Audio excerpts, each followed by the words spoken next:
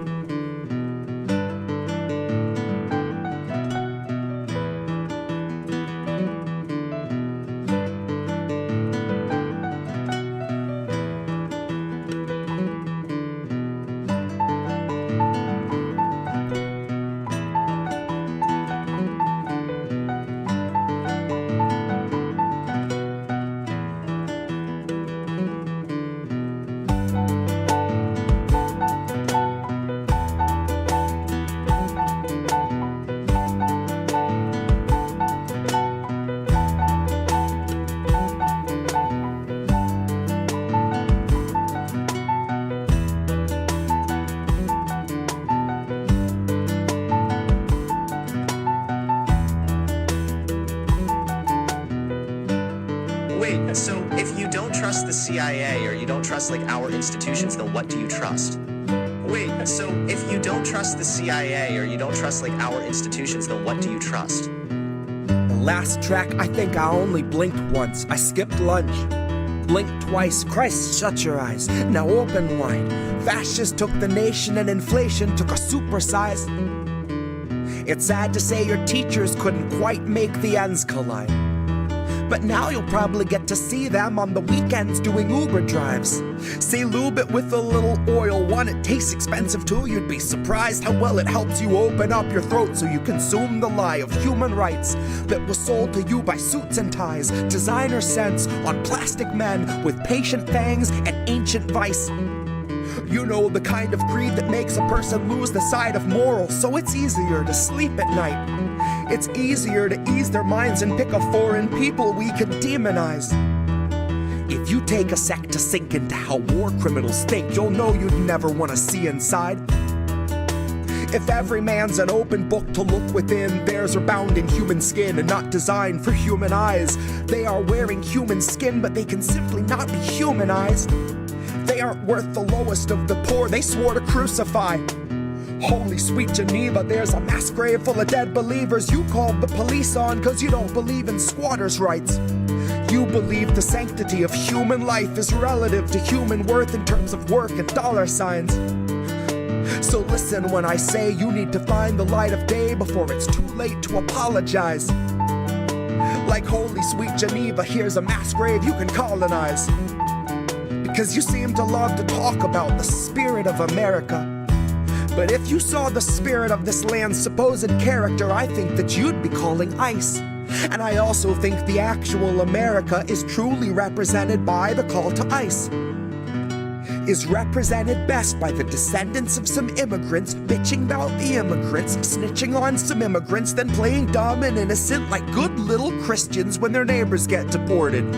Until they're screaming at the store that they waited 20 minutes more because the staff was short. Because some ordinary bigot started waging war on immigrants. And honey, we'll just keep deporting because like your first vote and each election since, it turned out that the man you are supporting ended up to just be twice the fucking bigot as the bigot that he wins against. But I was not among the herd. A single word from Biden stirred a tingle in the cynic's sense. I knew that a vote for Joe was more like Reagan 2.0. I could smell that sarin smoke that choked around the river bend, and so I spoke about a living end. About an anchor thrown to drowning men, a democratic president, a country never found again. A man who marinated in the blood this land was founded in. A crime bill that contains sufficient lethal ends to drown us in. All written by a man who wears a crown of sins, who currently is sleeping in a bed of sins. And it's no wonder those who truly understand the meaning of democracy are not too keen to let us in. It's no wonder other countries can't conceive of skipping meals or missing rent or being on the streets because you can't afford your medicine. That's uniquely American. And Joe has proved to be the most disturbingly American of presidents. I shiver when I think of what's to come if he's the precedent. It's a wonder I can even function still to process all the rhymes through all the resonance. Bless my heart, I'm liminally reticent. Standing on a threshold of bone, ash, and sediment. Near a faded marker claiming this to be the grave of all my sentiments.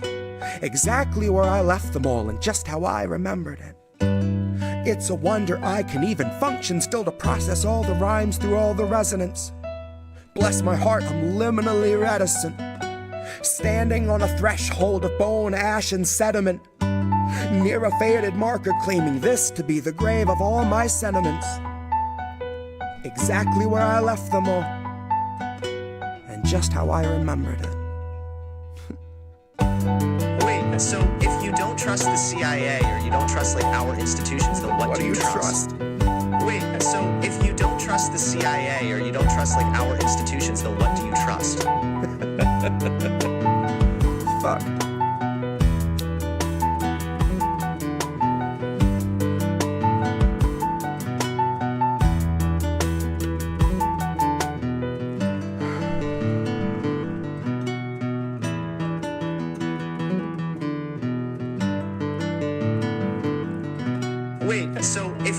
trust the CIA or you don't trust like our institutions, then what do you trust?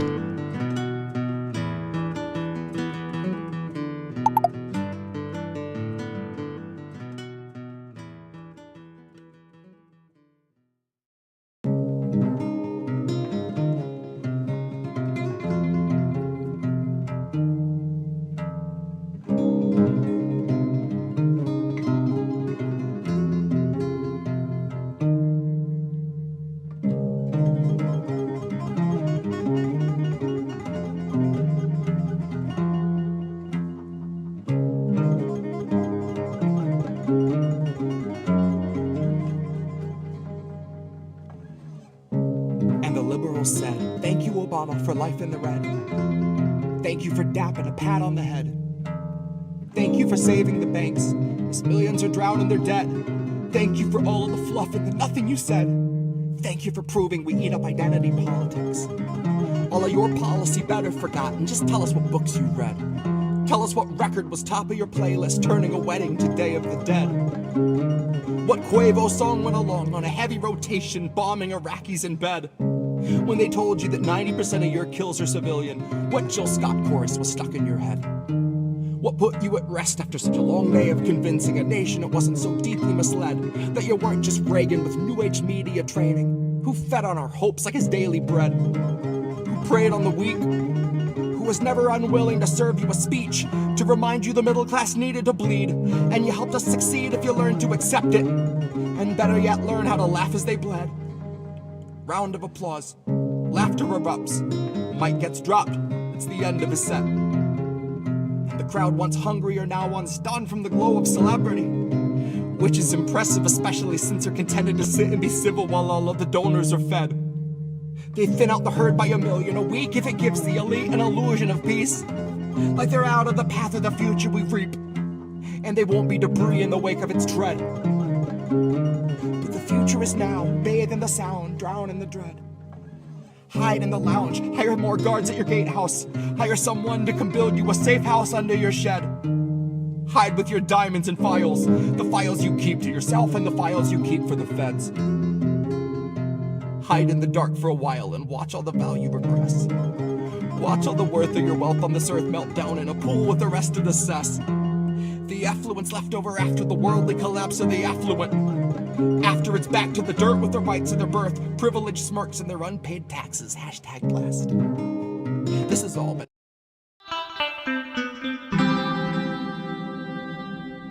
Who are these people? We're doing this? Oh, goodness. Wait, I told you I wasn't ready. Wait, and I ended up being a bonehead. What the hell? Oh, goodness gracious. Hold on a minute. How we doing now? Yeah, we're back. Oh, almost. Not quite. Okay, hold on. No, come, we're doing it live. Come on, we need the sound bite. Hi, everybody. We're actually here. Yeah. How about now? Nope, wrong one. No, this one. Hi, everybody. Now we're there. Okay, so let's go back to this. You're seeing me big. You're not even seeing Reef. That's funny. Okay. Let's go back to this. Yay! We're winning. All right. We do it live. That's right. Okay. This is How Do We Miss That? A little choppy, but a couple weeks back. We're happy to be back. I missed the shit out of this show for sure. It's been a wild couple of weeks. How were the Indie Media Awards? Holy shit, that was amazing. I had a blast doing them, and hopefully you all enjoyed watching the presentation and checking out all the Zago artwork. And Zago, by the way, his name is Zago. We got corrected, and I felt like a fool, but we got it right now. So we got like weeks worth of stuff to bring. Not much happened in the last couple of weeks. Anything happened? You've been holding down the fort. What the hell happened, man? Tell me. I think someone got anointed to king, but I'm not sure. Nothing fundamentally changed? You know. Not really. Fred. Same. Fred, the fish is on the boat that I was on, but I'm not allowed to bring any kind of wildlife into the country from a cruise ship. So, you know, I'm sorry, man, but Tell that to SeaWorld. But I will tell you that my father and I, after the ship, went and rocked some nice Alaskan king crabs that we picked up at Costco. So shout out to Costco for the good king crab. I don't know what this man is doing over there, but he's cleaning something out. It looks like. Okay. So you've got wildfires, drought, downright corruption, an update on Biolab. We got a bunch of stuff to talk about tonight. And then I brought a visual thing that, holy crap, stunned me. Yeah, but you're not allowed to do that kind of stuff on YouTube, bro. You can't bring visual things. Well, you know? It's photos. Not allowed to do that. So... Yeah. What are you going to be, Anthony Weiner us? Is that what's going to happen? Oh my goodness. I hope not. That would be terrible. Thank you very much. That's really nice. Thank you. No, that's... You're welcome. No. You're welcome. Not down with that. Down with the sickness? You're down with the sickness, but I'm down with getting some stories done and doing a show here. And then we're going to get to boats later, because people have been jonesing for boats. The last boats was uncensored, right? I think. It wasn't Faces of Death uncensored, but it definitely had stuff in it that we wouldn't be able to show on a regular boats. Usually we delete boats, by the way, here. The last time we ran a QR code that told people to go to Rockfin, to Rumble and Kick or Twitter. And we got a bunch of views on my channel, which was really cool. By the way, we're live also on youtube.com/IND where you can leave a super chat. Funny enough, that channel's monetized. Amazingly enough, I don't know how. That channel is. INN is not. We have not been for a long time. We're going to talk about that a little bit, but I did want to get to what used to be called quick hits, but now it's just stories, as I was instructed.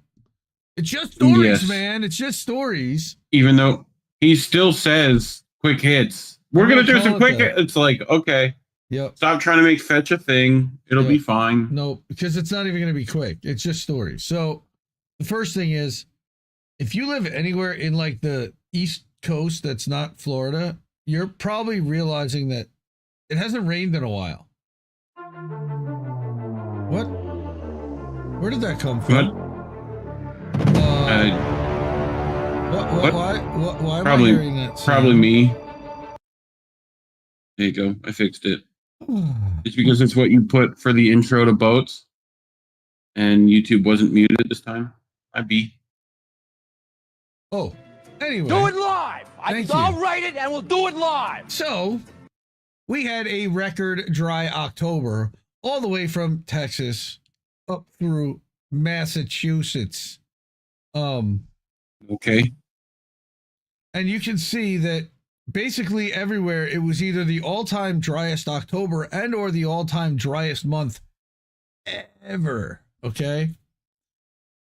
And what this means is wildfires, first of all, that all the trees dry up faster without being watered, and that requires more water that is not watered.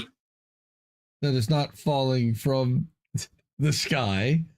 All right. So this is from Climate.gov, a very unbiased news source, because it's from the government, because the government never tells a lie. But in this case, it's straight fact. October 2024 has gone into the record books as the all-time driest month on record for nearly 80 climate stations across much of the eastern half of the country. Among these, several include these different cities. An additional 50 climate stations reported their all-time driest October on record. And then we've got some other locations that are listed there, which you can see on the map. If you live anywhere there, you probably have noticed that it's been pretty friggin' dry. All right. That we haven't had but one rainy day. So following heavy rainfall from Hurricane Helene, the weather pattern across much of the central eastern United States was dominated by ridging in the upper atmosphere, and then it gets really geeky because it's climate stuff, not weather, but climate. Reef. Mm-hmm. As you were going off earlier, that people still need to look at the difference between weather and climate. All right. Number of locations saw over 30 days without any measurable rainfall, which is fairly rare, especially in October. It means at least 0.01 inches of rain, which is like nothing. All right. So this has been going on, and because of it, what has been happening is wildfires. Not just in the Northeast or in the East, but also in California. And this one I didn't really hear about. These aren't like the Hallmark movies about horses. It's not those kind of wildfires. Oh, I wish they were. But burning and mountain fire in Ventura County. All right, in SoCal on Wednesday. Oh, I guess I need to share my screen with you so you can see what everybody else is seeing. Do you see what they see? All right, screens. This one. Okay. As of Sunday morning, the fire had engulfed over 20,000 acres and was considered only 21% contained. All right, so this became really personal to me. Now, I don't live in Southern California, and I've seen articles like this for years. All right. And we've reported on it many times. We reported on the Paradise Fire that literally just burned a town to the ground. All right. Yep. So as of Sunday, the fire had engulfed, like I said, 21% contained. Dozens of nearby schools and colleges canceled classes as a precaution. 24 roads closed. Boil water advisories happening. Structures used by the Crestview Mutual Water Company were destroyed by the fire. That's kind of funny, in a way, ironic. The company, this is what's messed up here, is that these volatile organic chemicals, these are what we're worried about. All right. These conditions have caused harmful contaminants. All right. We need the Wally sound. All right. Harmful contaminant, including benzene and other VOCs to enter the water system. Statement continued, bottled water should be used for all drinking, including baby formula and juice, brushing teeth, and making ice and food preparation until further notice. Which, of course, they're not providing you in place of your water bill. No. Go get water. Good luck. Okay. Good idea. I think that's almost trolling the people in Southern California. Yes, a bit. Sorry. Apologies. Sorry. Yep. All right. Yep. Situation. I love you so much. It's become so dire that the admin of Governor Gavin Newsom secured a fire management assistance grant from FEMA to bolster the state's inadequate firefighting resources because they didn't have enough prisoners, I guess, to put on planes. Yes. Yep. Didn't you report on that? Y'all forgot that shit happened. Prison labor. Might have been you. Prison labor, firefighting. Mm-hmm. The fire. I think that was you. Continues to spread despite the fact that 48 pieces of firefighting equipment, along with 9 helicopters and over 100 personnel from 19 countries, have already been deployed to fight it. 100 people? It seems like an awful not lot of people considering the size of that fire, but okay. Whatever. This is the 9th such time this year alone that the governor has sought the FEMA grant after he requested support for the state's emergency response to the airport, bridge, Boyles, Line, Borel, Park, Hardawin, French, and Thompson fires. This sounds like the 10 plagues, honestly. Well, wait till we get the locust storms. Those will be nice. Well, Wildfires, locusts, blood. That's not the one gay that frogs. I'm worried about. I'm worried about the last one, most importantly. But don't be the firstborn, bro. That's how you get around first of all, that. I am, and second of all, I have. So, 10 people suffered non-life-threatening injuries as of this writing, with no deaths yet reported. What happens? Okay, with the firstborn thing, I mean, twins are only like by time, I guess. Like whoever came out first, I guess, would have got it. They could also I don't know. technically The go Bible both. didn't. They would go by Sure. both. Yeah, that would be right. Why not both? my concern. Yep. All of it would be my concern naturally, but yes, it's a silly, stupid argument because it's all made. It's all fake and made up. What's up with that? What's up with that is that it's all fake and made up. Yeah. Although temperatures have dropped in recent weeks, strong gusts of what are known locally as Santa Ana winds fueled the spread of the fire. Oh, the Santa Anas. There was a movie, Jack Black famously laughed about the Santa Ana winds with Gwyneth Paltrow, maybe? Santa Ana winds. While Sounds the like a winds- euphemism. While the winds began subsiding Friday morning, giving firefighters a chance to gain ground, meteorologists predict that they could resume in force by the middle of this week. Yuck. Fire conditions have also been exacerbated by an unseasonably warm summer in which the region experienced extended periods with triple-digit temperatures. Yes, it was very hot, especially in California. A much higher than normal winter rainfall did little to offset an explosion of wildfires in the summer and autumn periods. In fact, on a global scale, the summer of 2024 was, let's say it again, folks, say the line, the hottest in recorded human history. For a few seconds, this place was Armageddon. The hottest in recorded human history so far, son. Uh-huh. Come on, that's the Homer line. According to the EU's Copernicus Climate Change Service, the global average temperature in the Northern Hemisphere was a record-breaking 62.24 degrees Fahrenheit. No, I don't. Might as well round that up. I don't see any problem there. All right. The high temperature were particularly alarming to climate science researchers who found that the rising temperatures exceeded even some of their most pessimistic models. Because all the fucking Republicans went out and bought gas-guzzling fucking Hummers and pickup trucks, right? Yeah, it has to be that. It couldn't. Forget what the military. Right, yeah, doing. military. Forget what the military's doing. And, you know, all the power production companies, all that fun stuff.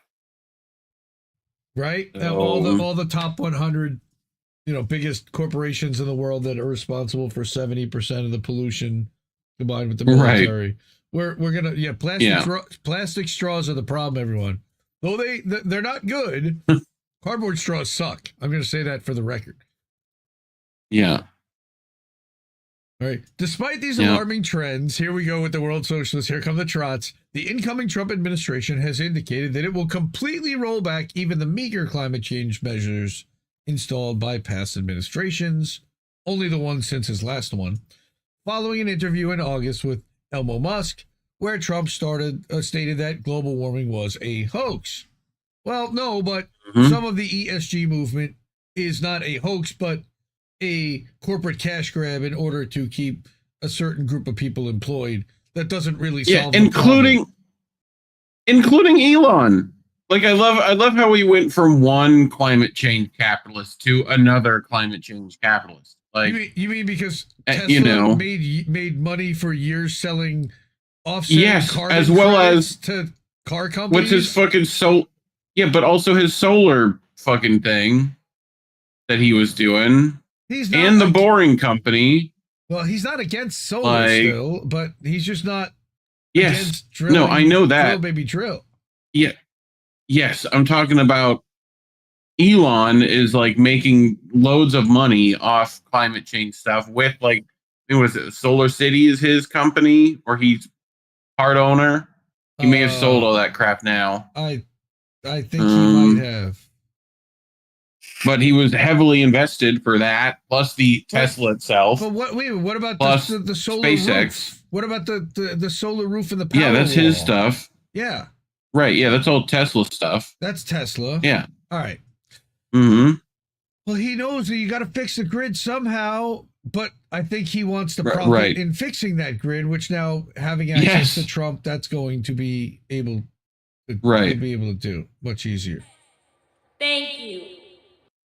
Yeah.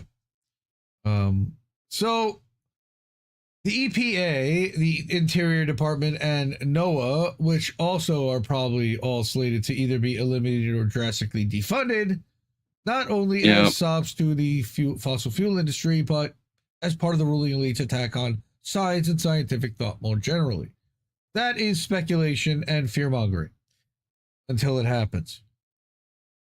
Trump has also threatened to withhold disaster aid to the state of California if it fails to loosen endangered species and other environmental regulations. Again, threatened but not actually done.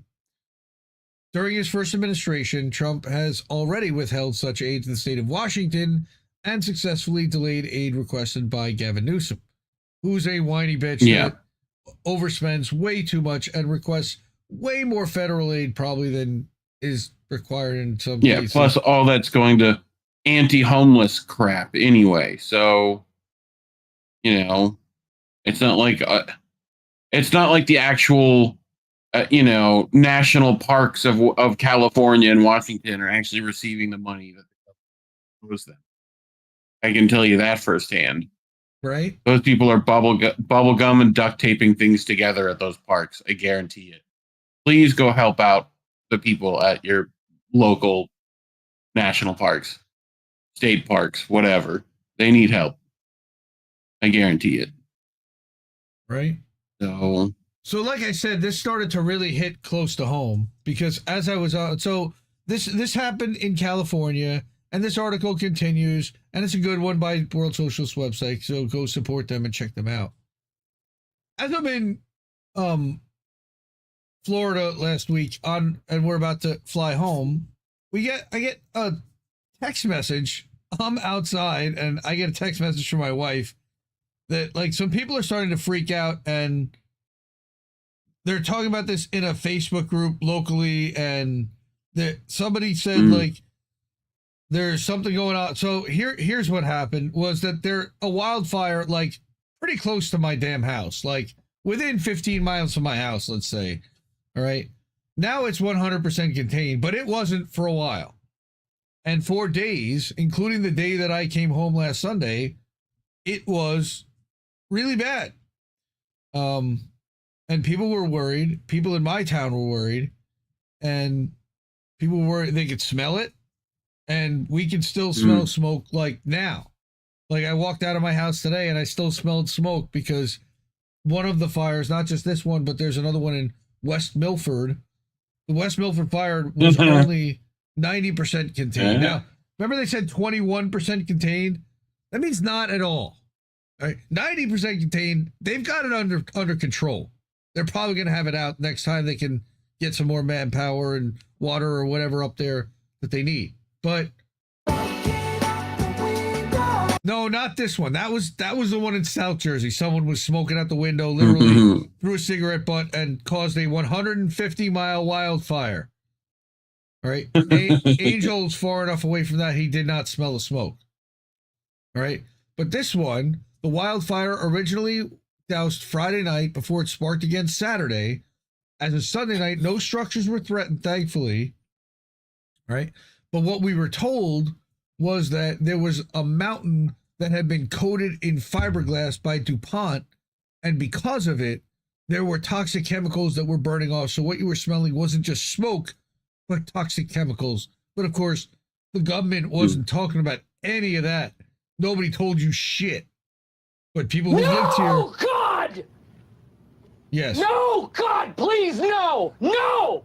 No! No! People who've lived here a long time were worried for sure. And they were trying to sound the alarm and say something.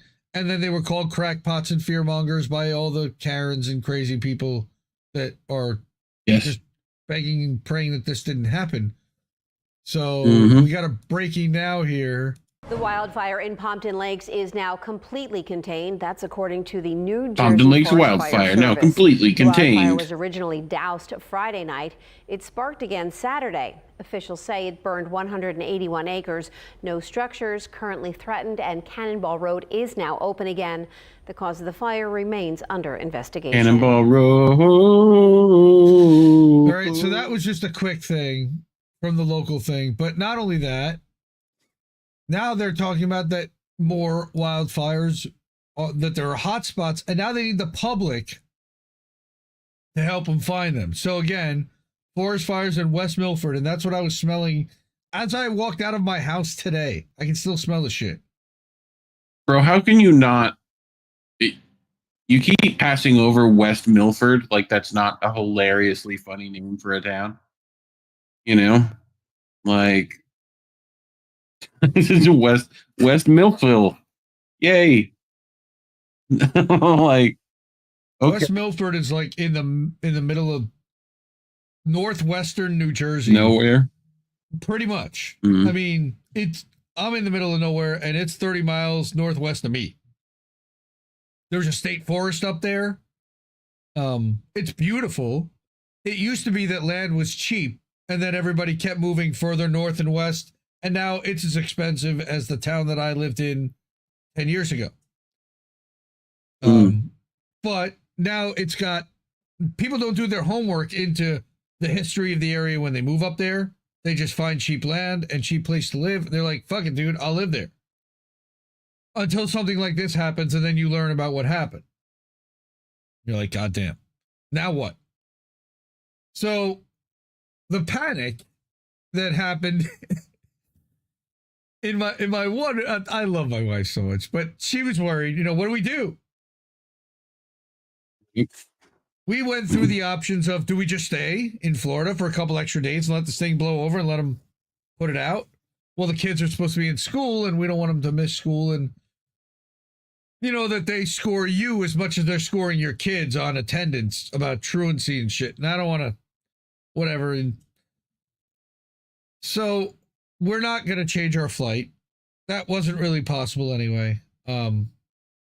So I was thinking back to the story that we did in Conyers, Georgia. And what was the first thing that they were advised to do other than get their blood checked was to make sure that their houses were filtered and that they had working HEPA filters on their HVAC systems, and that the air that was in their house was as clean as they could make it. Yeah. So I hopped over to Amazon, but I needed it there that next day. So, my house has not, thankfully, smelled like smoke at all since last Sunday, but I can't say that about many other places where I live, including the school my kids go to. They don't even have the budget to buy a cheap air purifier for a room. Because first of all, they got to buy it for 50 rooms. Which doesn't make it cheap. And then every school in the district has to buy them. And we have a pretty large school district. So that was West Milford. All right.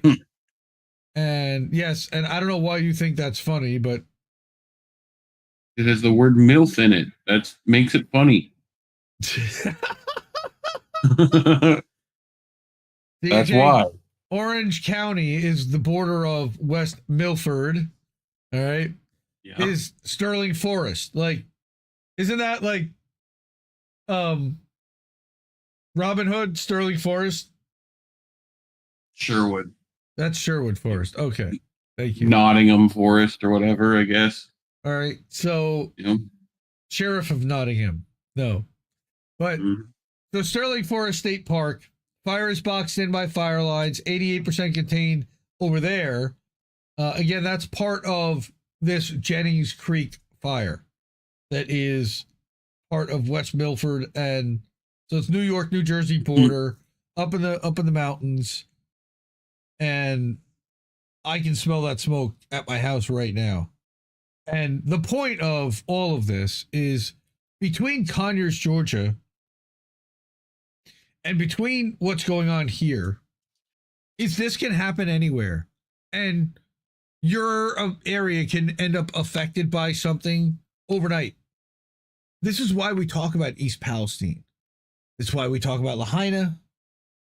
It's why we talk about Conyers. And thankfully, you know, TLAV, again, shout out to Ryan Christian, because not many people have continued to talk about what happened in Conyers, the problem with the dioxins in the air in Conyers, and what it's doing to people, and that people are still getting sick. Oh, look at that. We got crab people in the house. What's up, crab? INN's Big Mad Crab. Thank you for the new suit. Thank you very much. Hold on, let me hit you with something there. Thank you very much. That's really nice. Thank you. I figured, you know, look, guy's gonna be there for a while. We're gonna have some fun with it. But at least we got a funny. I don't give a shit. At least we got a funny guy. You know, like at least it's gonna be funny. You know, I will concede that no matter what, it will be funny for the next few years. It'll be entertaining. I don't know, like how much we're going to be able to do this and for how much longer, because if he's really going to talk about censoring people that speak out against Israel, we're all kind of going to be fucked. But until then, until they rip the jersey off us, find us on BitChute, everyone. We're over there. Don't be rude. Yes, we're over live on BitChute too now. INN, I set up a channel for BitChute. I set up a channel over on Blue Sky. I'll show you the link to that later. No, get those lights off. Off. No. Turn them off. They're too bright. Turn them off. What? No, I don't want. They're not bright at all. All right. They're not bright at all. I'm gonna come. So the other part of that story, like I said, was Conyers. And so I did a little bit of searching because nobody's really talked about what's happening in Conyers. And it's kind of hard to find news about it. Nobody wants to really talk about it, but I found this story out of the Emory Wheel, which is a local rag for sure. Rockdale County sues Biolab for repeated threats to community after chemical fire. Huh. How about that? Right? This was... For real? Damn, it must be true. This was a week ago. And I didn't see, other than Ryan, anybody talk about this. Remember, this is the plume of smoke that came out after the Rockdale fire. All right? And that they mistakenly tried to douse with water, which made it worse because they didn't properly put the chemical on it that needed to put it out, which made it much worse. All right. Rockdale County commissioners launched a federal class action lawsuit against Biolab and its parent company, Kick Consumer Products, for damages to local citizens and companies. Not to be confused with that other Kick. No. Kick. No. The other Kick, we're trying to get to number one on Kick streaming. Speaking of Kick. I was talking about the Kick before then. People know what I mean. Are you talking about like the breakfast cereal Kick? No, that's Kicks. And this was Kick. Right. It was like a social media messaging thing, I think. Gotcha. Spelled the same. The lawsuit, which was filed by commissioners on October 29th, came a month after a chemical fire erupted at the Biolab facility in Conyers, Georgia, about 6 miles from Oxford College.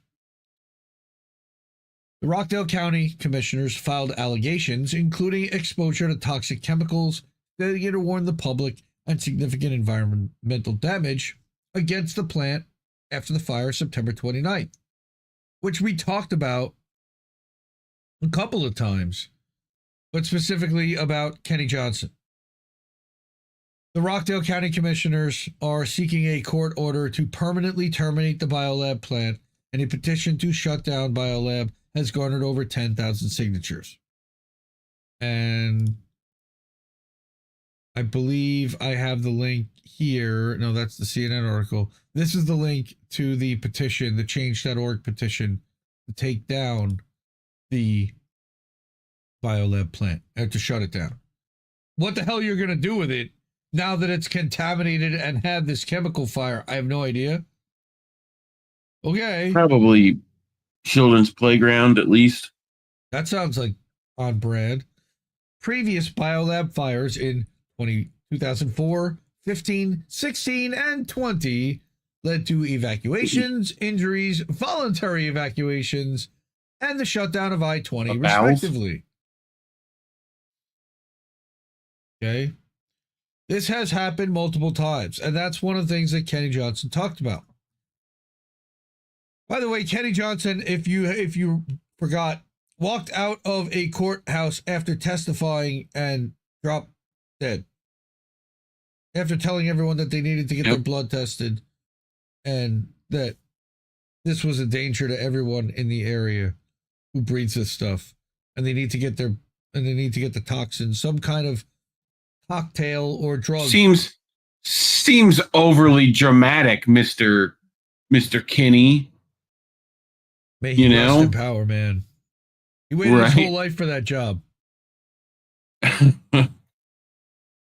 Right. Rockdale County Commissioner Sherry Washington discussed the motivations behind the lawsuit at a press conference on October 21st. He said, quote, Biolab's risk to this community far outweighs any benefit that we could possibly glean from their operation in this county. Can't argue there. For 3 weeks, I've listened to the numerous physical, mental, and emotional tolls that this company's negligence has caused our residents, and we want them gone. Gone. Good luck. I mean, I wish you good luck, really. Yeah. A few days after the fire, the wind pushed the chemical smoke toward Emory's Oxford campus, causing classes to go remote. Isabel Slavin said she smelled chlorine smell across campus. I wonder why. It smelled not unlike a hotel pool, an indoor pool, where it was heavily chlorinated, but it was also kind of dusty at the same time. The ash wasn't to the point where it was difficult to breathe or anything, but I did wear a disposable mask while I was walking around outside of campus. KN95 or nothing. Like, honestly, like, unless you're doing that, you're just fooling yourself. And even still, okay, but that was the other thing that I did, even though we never took them out of the box, was we ordered KN95 masks for the kids, just in case it really got bad with the smoke. And we were concerned. Now, I know for a fact that breathing in through those masks on an extended basis, unless you replace them and do what you're supposed to, the right thing, and they're sealed properly, they don't do what they're supposed to as advertised. It wasn't for me. Okay? And it wasn't going to be for any extended period of time, and they never came out of the box, thankfully. But Coronavirus! Coronavirus! Getting back to Conyers, because this is really serious still. The chemical plume persisted for several days, causing low visibility on I-20 and leaving that chlorinated smell in the area. Right? According to the AJC, winds carried smoke into the southeastern metro areas of Atlanta, resulting in hazy skies and the chlorine odor. Chlorine order. The chlorine yes, order. Welcome to the new chlorine order. Chlorine order, huh? Okay. Yes, here we have our Tide Pod arrangement. And the white helmets are somewhere nearby to frame Assad. Yep. Uh-huh. Who must go? Right.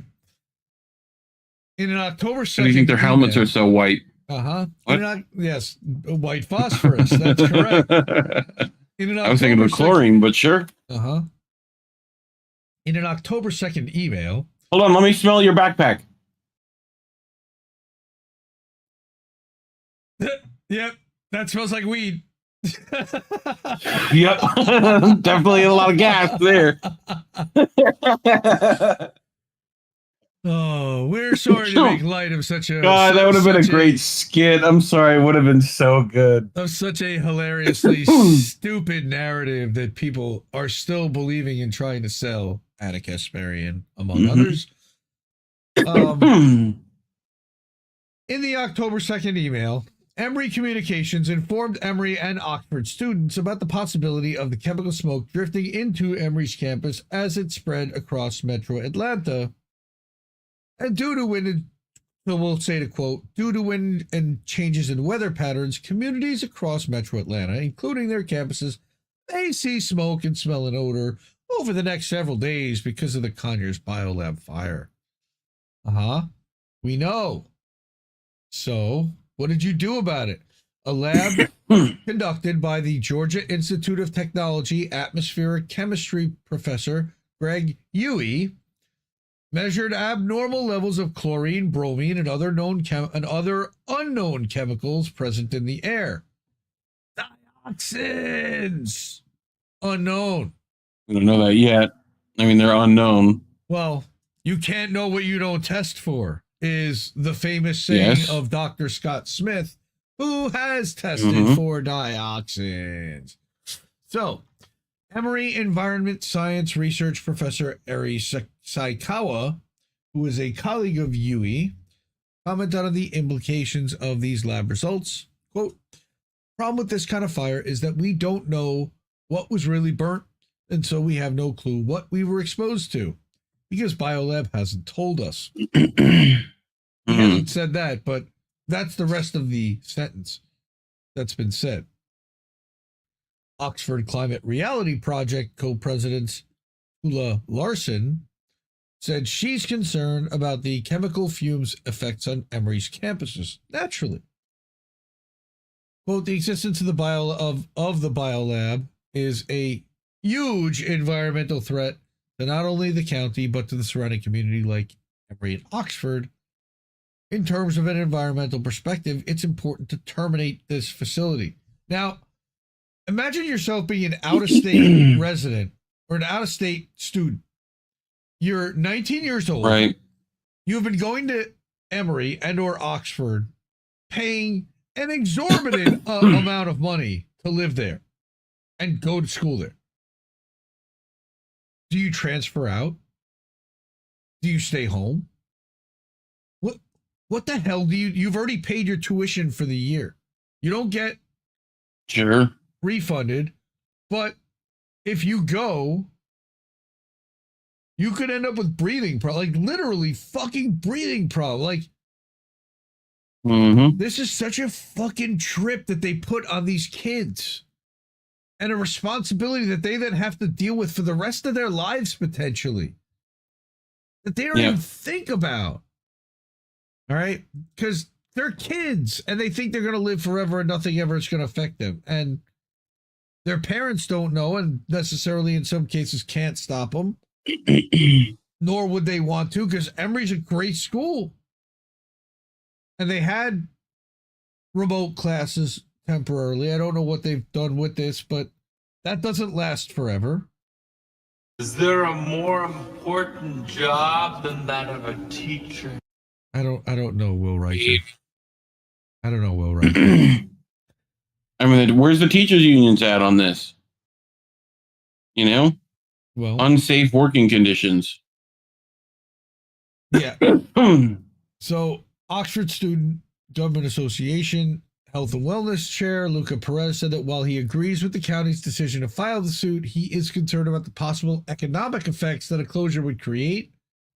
Because Biolab was the largest taxpayer in Rockdale County and employed 484 workers, making the pool and spa chemical facility Rockdale County's 8th largest employer. So they're literally like our other considerations. I don't want to do the read more. I did want to also look at weeks after the Biolab fire, residents report chronic health issues like blurred vision, headaches, plus financial losses. Despite Biolab's promises of support, families feel left behind, facing fears of lasting harm and questioning their safety. All right. And even CNN has to admit it. That's a CNN article. All right. That'll all be in the description afterwards. Like I said, there's also this change.org petition to shut down the Biolab facility. Okay. I'll click on that. We'll take a look at what that says. They have all of 261 verified signatures. I will put the link to this also in the description afterwards, and I'll even drop it here in the Kung flu. No, not in the Kung flu. What are you doing in the Never let anyone take your joy from you. Yeah, that's the Biolab petition change.org thing that we can hook up and help these people out, because they could certainly use some love and some support. But due to their negligence, 17,000 evacuated. One family mere weeks from the birth of their first child has been afraid to return. I don't blame them. Survivors of the company's previous fire and new residents have banded together demanding the shutdown of the plant.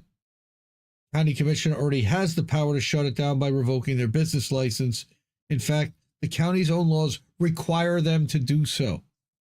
Right? So, God, I wouldn't want to be breathing that shit. And I would be freaking out myself. I got to be honest.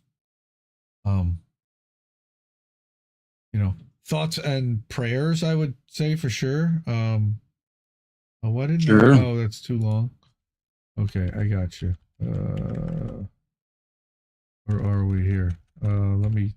Yeah, all the tracking crap. This is indeed a disturbing universe. Yes, it is a disturbing universe for sure, sir. All right, so let's go check out who's hanging out. Monarch is here, Cynic is here, Angel, INN, Angel cranking with Angel in the Afternoon and with Pro Wrestling Talk. Angel in the Afternoon with Angel and Alex. We may have to rebrand that show at some point. All right. Bad Cookies, what's up, dude? Good to see you. Hope you're doing well. I love that. I love who that is, and I love what that is, and that is one of my favorite sound bits. I'm gonna go through these. And now for something completely different. I'm gonna go through this headline. Corrina Bernard did this one the other day, and this is from Consortium News, but Patrick Lawrence is the flautist, and he's got a friend, and he wrote this thing about how notes of a non-voter, and I just love the non-voter. The first paragraph. Since we did have an election or a selection last week that I wasn't gleefully here for, and that's what we're here to talk about, is give the none of the above perspective. First of all, we were right. We accurately predicted that it was going to be a shit show, and that Trump was probably going to be selected, and that the liberals were going to melt down, and that their analysis was completely off, and they had no idea what the hell they were talking about. And it would be really funny afterwards to watch them eat crow. Two of my personal favorites. The light of America's promise will always burn bright. Well, one of my favorite things is that she will permanently be gone come January. I hear she's going to run for January for governor of California. She's going to lose that too, and it's going to be super embarrassing. And then we'll literally never hear from her again. It'll be great. But the other great thing here is that none of the above really, I think, came out doing very well, because everybody ended up pissed off at some point in the last 2 weeks. All right. Whether you voted for Harris, and we're pissed because the Democrats ran the dumbest campaign in the history of a presidential campaign, maybe. Or you voted for Trump and were pissed because he picked the most Zionist Congress, the most Zionist cabinet and selections for to fill his, his office and his administration in the history of the country. And sounds about white if you take a look at how pigmentationally challenged it seems to be by design, I'm sure. Thanks Obama. I'm kidding. But Patrick Lawrence wrote this, that oh my, the elites of the Democratic Party, their clerks in the media, and the donor class began gasping as election night wore on, and it came clear that they had once again mistaken what we call liberal America for America. America has shifted rightward, the New York Times reported Wednesday with evident surprise. We're normalizing Trumpism, one read elsewhere, and all the hysteria and everything else. And he said America did not shift rightward this week or at any other time lately. Trumpism, whatever this may mean, and I can't help you with this one, has not been normalized, and I'm not sure about this term either. Think about these various utterances, and there are lots and lots of them in this line. America is now what it has been for a long time. To suggest there was some great shift this week is to simply demonstrate the extent to which one has stood at a distance from what America is. Again, where's Reef? Oh boy. I'm here. No. Let me fix it. What do you mean? No, you're there. So did you break it? I broke something over there.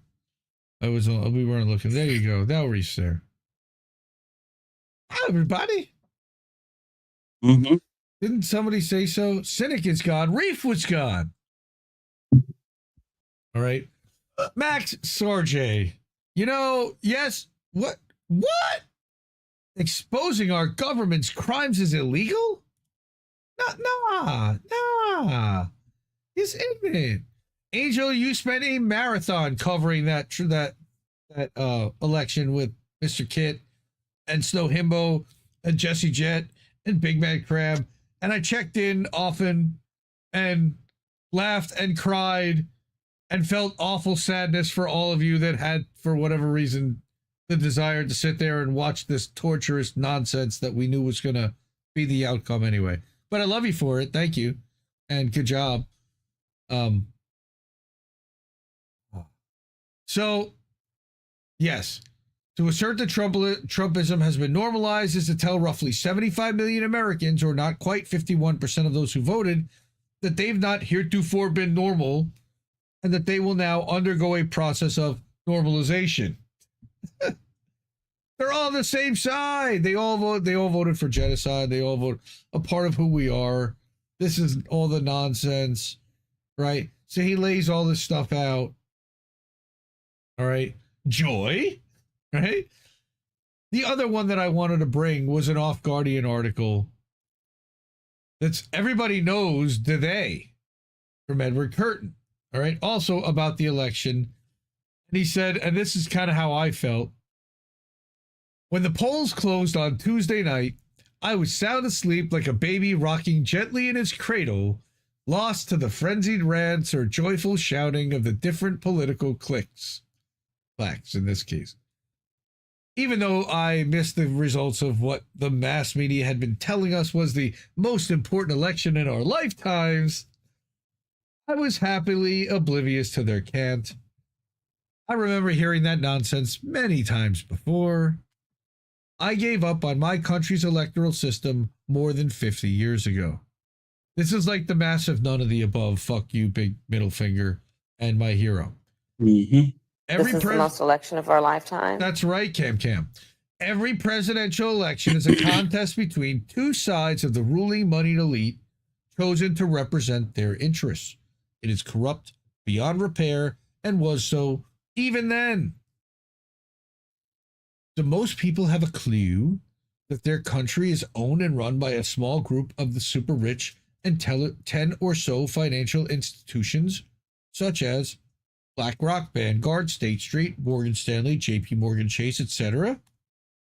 The big banks and financial interests that in 1947 formed the Central Intelligence Agency, at that time was the OSS, the spearhead the U.S. warfare state around the world in support of its economy that is reliant on endless war? I think the answer to that is no. The illiterate electorate continually puts its hope in the performers that the spectacles producers put up to front for their interests, failing to grasp that the rulers' interests are not theirs, not our friends. Arguing and anguishing over certain policy differences between Democratic and Republican presidential candidates, they fail to see that both exist to serve global capital, not regular people, that exchanging presidents is a counterfeiter's con game with the voters, the scammers, marks. And we're going to talk about that next, by the way. We're going to cover what Slate has been reporting this week. You got no friends in Washington, D.C. Yes, that's right. Wake up, asshole. Right?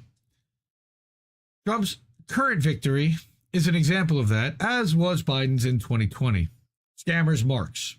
If Harris had won, it would have proven the same. Nothing will fundamentally change. There are two sides of one coin. That is, the system is rigged by the oligarchs, should be obvious, but somehow still isn't to many, including people within my own family. Though I scream about it regularly, they think I need decaf. And maybe they're right, but I still scream about it regularly. Or maybe it's obvious, but people secretly harbor a perverse liking for it. Stranger things are true, as on personal levels, people embrace the symptoms of their neuroses because the symptoms are their disguised solutions, their ways of staying stuck because change is hard and frightening and requires admitting repressed realities. Mm-hmm. The cliche that all politics is local has a certain appeal and a trace of veracity, but 99+% of the truth lies elsewhere. Approximately 145+ million Americans just lined up to vote like puppies, looking for a bone to be thrown their way by the people who own the country. They do get a bone here and there, which keeps them looking for the meat, but that's reserved for the fat cats, as always. I love that little analogy there. I understand why people prefer upbeat words, but very often the upbeat is really the downbeat of hopelessness in disguise, a cover-up. And seemingly hopeless words, such as that our presidents are the public persona of the rapacious oligarchy, thank you, Jimmy Dore, are actually far more hopeful, even though they reveal long-held assumptions to be delusional. Imagine what would happen, what might happen, if a great portion of people refused to vote for the charlatans chosen to run for president. Hit me with a none of the above. None of the above, brother. None of the above. None of the above. Thank you. The fear. A quick button for that. The fear that there was even a slight chance that this might happen lies behind all the pep talks and moralizing about doing your civic duty, which is such a privilege. Vote, even if it's for the lesser of two evils. And to learn more about lesser evil logic, by the way, I suggest you look up Pull String by Jesse Chet, available on Bandcamp. But please, let us not mention the great evil that lies behind these lessers. Vote, and we'll give you a sticker. A sticker that signifies your gullibility. You're literally marked as a dupe. Sorry, guys. And ladies. There is a system as young radicals referred to the U.S.'s political economic structure back in the 1960s. I was one of them, a conscientious objector from the Marine Corps and a graduate student studying sociology, deeply influenced by the work and moral voice of C. Wright Mills and his powerful books, The Power Elite, The Causes of World War III, and Listen Yankee, and William Domhoff's Who Rules America, a work that has gone through 7 updated editions. There were and are many other books that told the story truly, but even reading them won't help unless you're willing to dispense with the obvious illusions and face the bleakness of a corrupt system. Willing to take it personally. Willing to recognize the systemic evil that undergirds the system. Not an election, not, a race here or there, not a county commissioner, but all of it.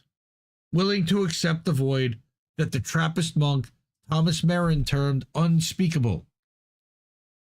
It is the void that contradicts everything that is spoken even before the words are said. The void that gets into the language of public and official declarations at the very moment when they're pronounced and makes them ring dead with the hollowness of the abyss. Oof, I know it's dark.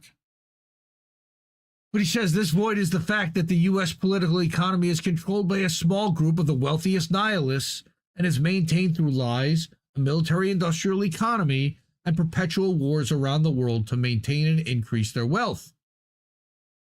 It's a death cult that people worship by their participation,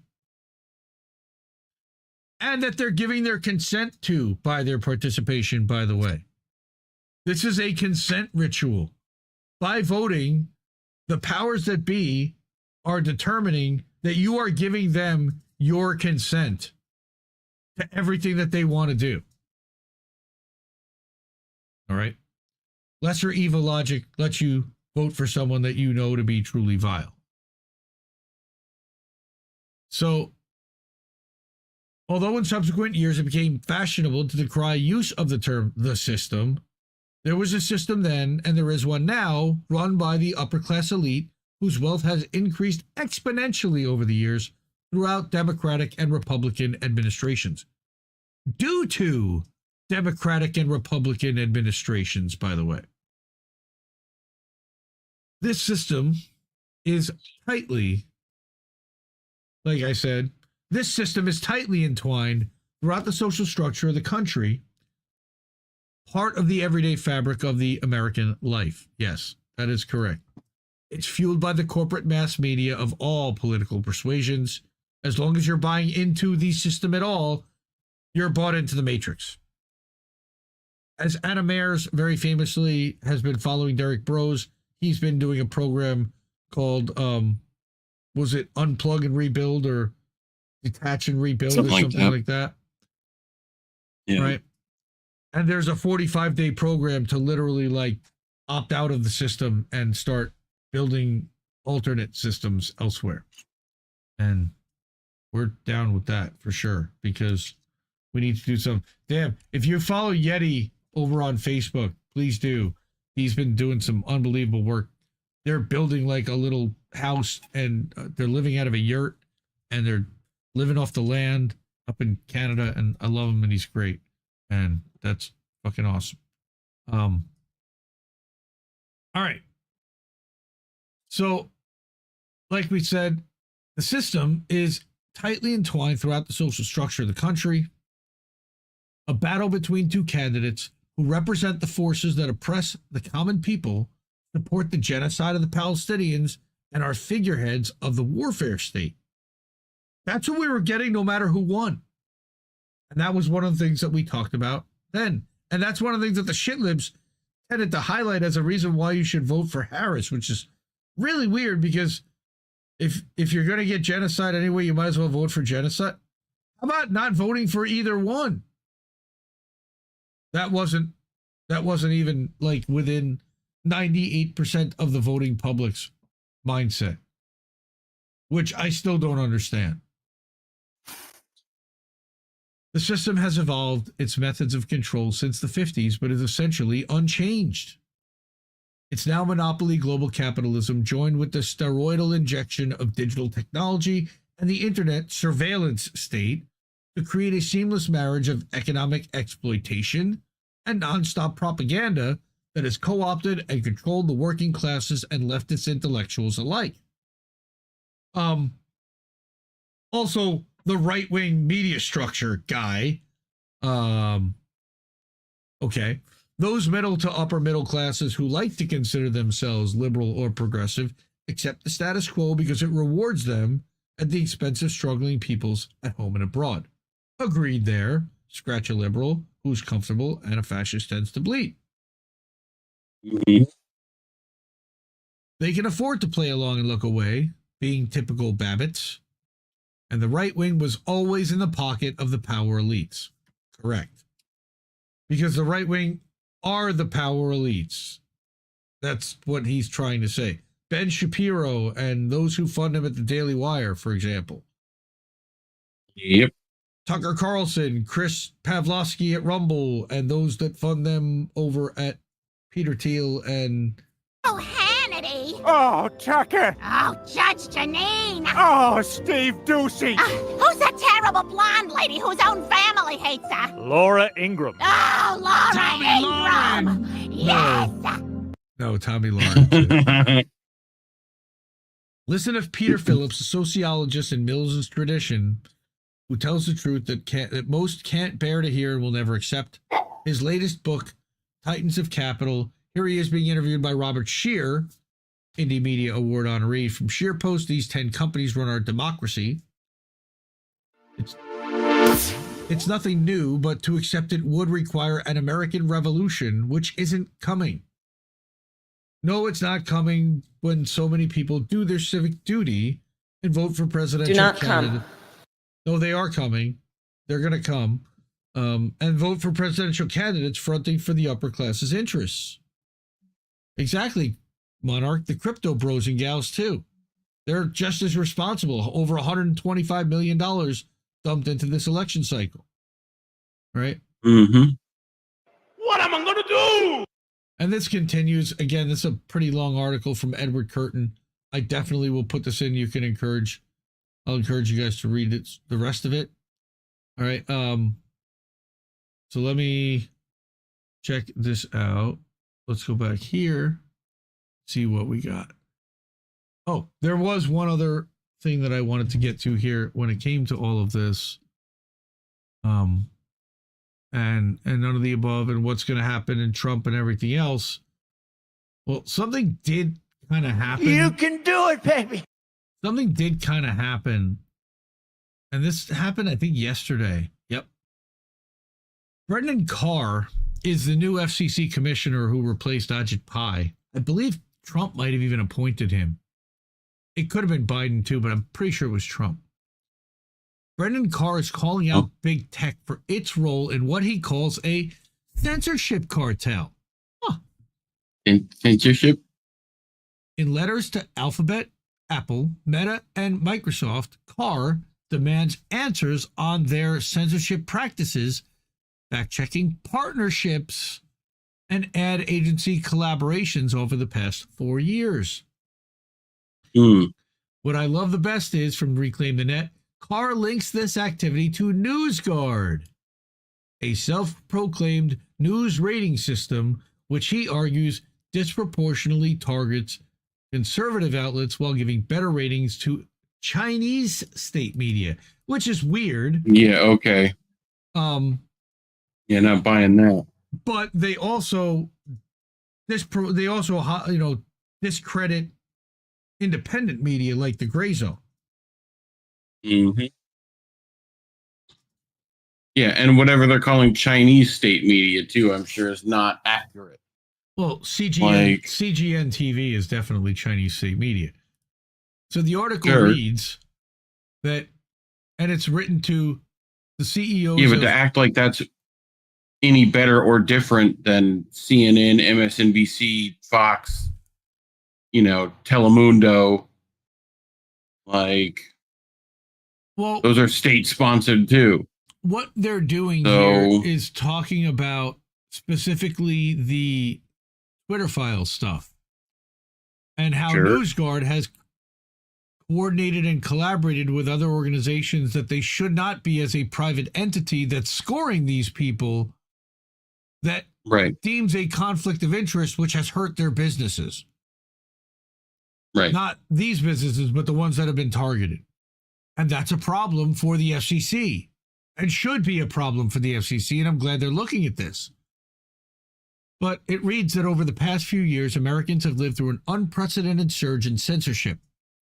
Your companies played significant roles in this improper conduct. Big tech companies silenced Americans for doing nothing more than exercising their First Amendment rights. They targeted core political, religious, and scientific speech. And they worked often in concert with so-called media monitors and others to defund, demonetize, and otherwise put out of business news outlets and organizations that dared to deviate from an approved narrative. Regulators. Yeah. Congressional investigations, press reports, and other evidence show that in many cases you did not act alone. Rather, you participated in a censorship cartel that not only technology and social media companies, but advertising, marketing, and so-called fact-checking organizations, as well as the Biden-Harris administration itself. The relevant conduct, the relevant conduct extended from removing or blocking social media posts to labeling whole websites or apps as untrustworthy or high risk. See Consortium News and Off Guardian for that one. Or Mondo Weiss and all the others. DJ Hopkins, Consent Factory, in an apparent effort to suppress their information and viewpoints, including through efforts to delist them, lower their rankings, or harm their profitability. This censorship cartel is an affront to Americans' constitutional freedoms and must be completely dismantled. I'm going to read that again, because that, again, from the commissioner of the FCC seems vaguely important. But you can't be any geek off the street. This censorship cartel is an affront to Americans' constitutional freedoms and must be completely dismantled. Americans must be able to reclaim their right to free speech. Tell that to the guy who's about to enter the White House, Brendan. Indeed, our democracy... Yeah, Brendan. Indeed, our democracy depends on freedom of expression. I am confident that once the ongoing transition is complete, the administration and Congress will take broad-ranging actions to restore the First Amendment rights that the Constitution grants to all Americans. Are you high? And those actions can include both a review of your company's activities as well as efforts by third-party organizations and groups that have acted to curtail those rights. The majority Republicans in the Senate and House that are coming in allegedly are looking to investigate that. But they all own shares in all these companies, guys. They don't want to look too deep. Joker. For now, I'm writing to obtain information from you that can inform the FCC's work to promote free speech and a diversity of viewpoints. As you know, Big Tech's Prize Liability Shield, Section 230, is codified in the Communications Act, which the FCC administers. As relevant here, Section 230 only confers benefits on big tech companies when they operate, in the words of the statute, in good faith. It is in this context that I am writing to obtain information about your work with one specific organization, the Orwellian named NewsGuard. Yay! You might as well throw Palantir in too. Amen, brother. Oh, they can't do that because Palantir runs the intel community. They're not allowed to do that. But they'll stop them. No, they'll happily throw NewsGuard to the wolves and then set up shop across the street as something new tomorrow with the same people and same actors. It's a lot harder to do that to Palantir, a publicly traded company that's embedded in the entire intelligence community as their core operating software. Little bit of a different thing. Okay. But I love this. All right. NewsGuard is a for-profit company that operates as a part of the broader censorship cartel. Indeed, NewsGuard bills itself as the internet's arbiter of truth, or as its co-founder put it, a vaccine against misinformation, quote unquote. Holy shit. We talked about NewsGuard a year ago because Consortium News is suing NewsGuard. NewsGuard purports to rate the credibility of news and information outlets and tells readers and advertisers which outlets they can trust, which is garbage. As the U.S. House Committee on Small Business, go ahead. No, I was just laughing. It's just a little giggle. Okay. So as the U.S. House Committee on Small Business 2024 staff report said, these ratings, combined with NewsGuard's vast partnerships in the advertising industry, select winners and losers in the news media space. And they've deemed that independent media and independent outlets that don't bend the knee to the State Department narrative are losers and will be losers. Bellingcat will be a winner. The Gray Zone will be a loser. The Intercept will be a winner. Bunch of losers. The Jimmy Dore Show, or even Due Dissidence to a point, will not be. Sabby Sabs, congrats on 150,000 subs, but still not getting to the levels that any of these news organizations will likely be getting to anytime soon, or the algorithmic help that people like Breaking Points, for example. Okay, because they have people that play ball on their shows. Like it says that NewsGuard does so by leveraging its partnerships with advertising agencies to effectively censor targeted outlets. Mm-hmm. NewsGuard also works with web browsers, including Google's Chrome, Apple's Safari, and Microsoft's Bing. NewsGuard is partnered with Bing. Bing, get the fuck out of here, NewsGuard. NewsGuard is partnered with social media companies, and it offers products for AI systems and app stores. In other words, your products may use NewsGuard. Go say that. Use. English, motherfucker, do you speak it? Most of the time. Or you may enable your customers to use NewsGuard. But hey, Siri. NewsGuard's own track record raises questions about whether relying on the organization's products would constitute good faith actions within the meaning of Section 230. If you've literally turned over your content moderation to these shitlibs that make stuff up hysterically without fact checking, yeah, you might be subject to a violation of Section 230. Mm-hmm. For one, reports indicate, here we go, that NewsGuard has consistently rated official propaganda from the Communist Party of China as more credible than American publications.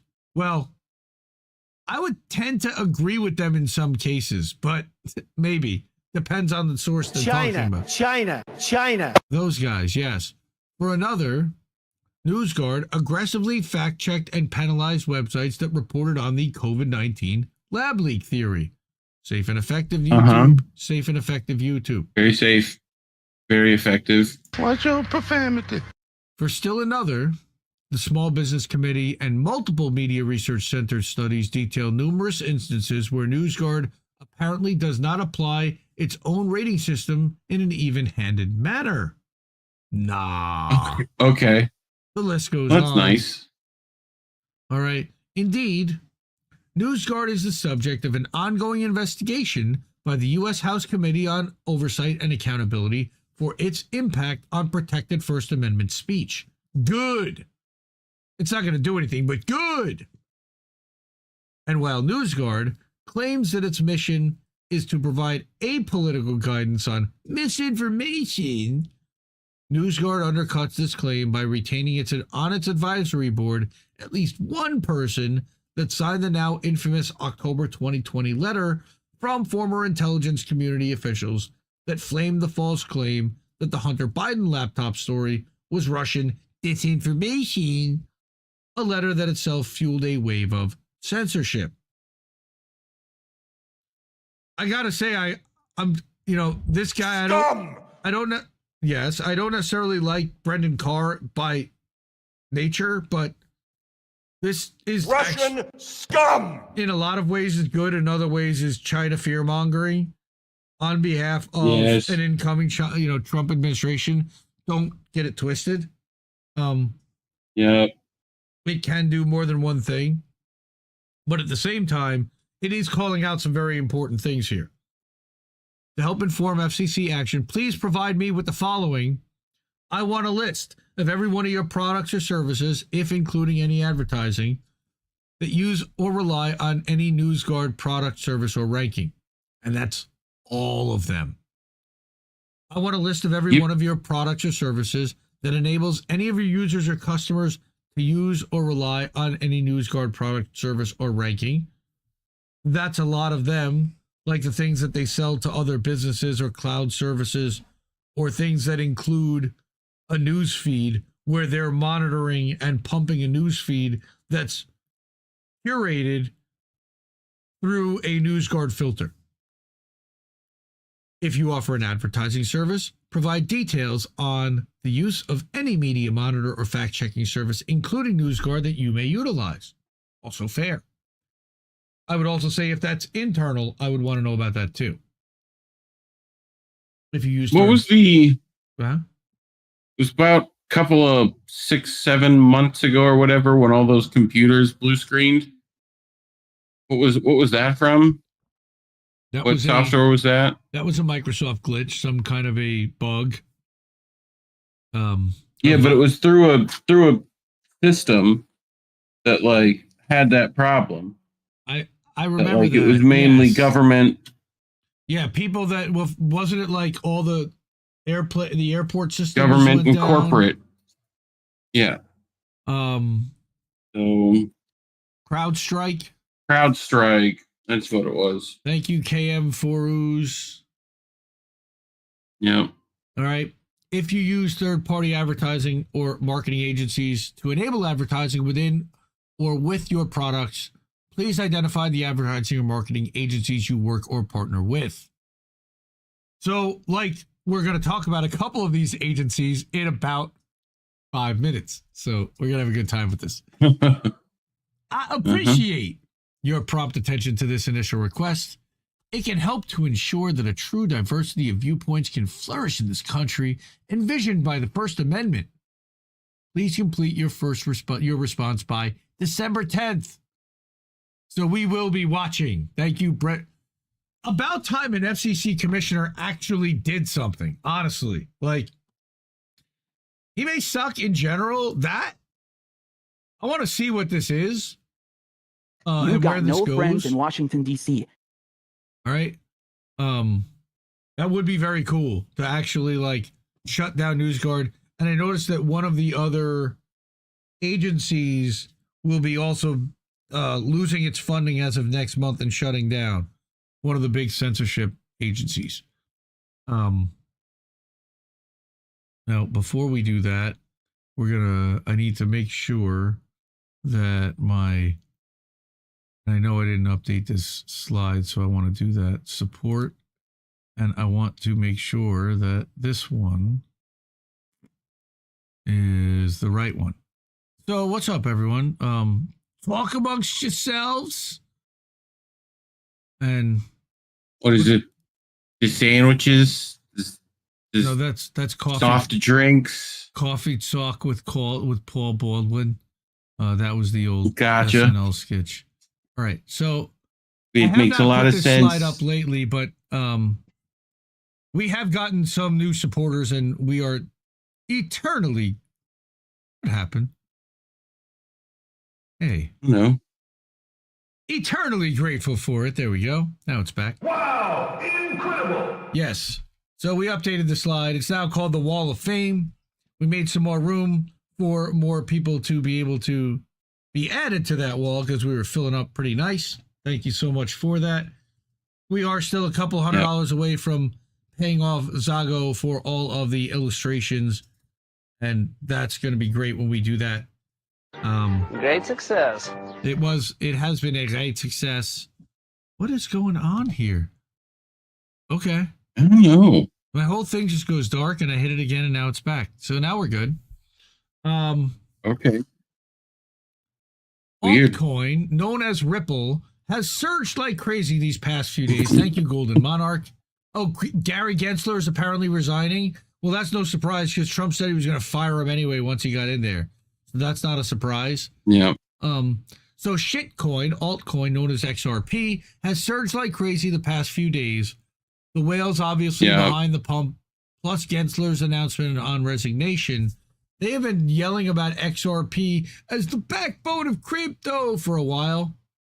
If you have anything, I don't see it, but no, I'm not. I'm just sharing my chats. Gotcha. At the moment, so we're just doing a 2-shot and hanging out with everyone. Fred says that he can't follow anything I'm saying. You were holding out for fresh fish. I'm sorry. I did not go fishing, but I did go on a big boat. I did say gone fishing, but that was more a metaphor than the actual fish itself. Sorry to disappoint there. The only fishing I went to was at Costco. Why do you look like that guy with the barcode on the back of your head? What? You know, you look like the guy with the barcode on the back of his head. You know? Who does? Fred? The red power. You're like Agent 69. Agent 47. 69.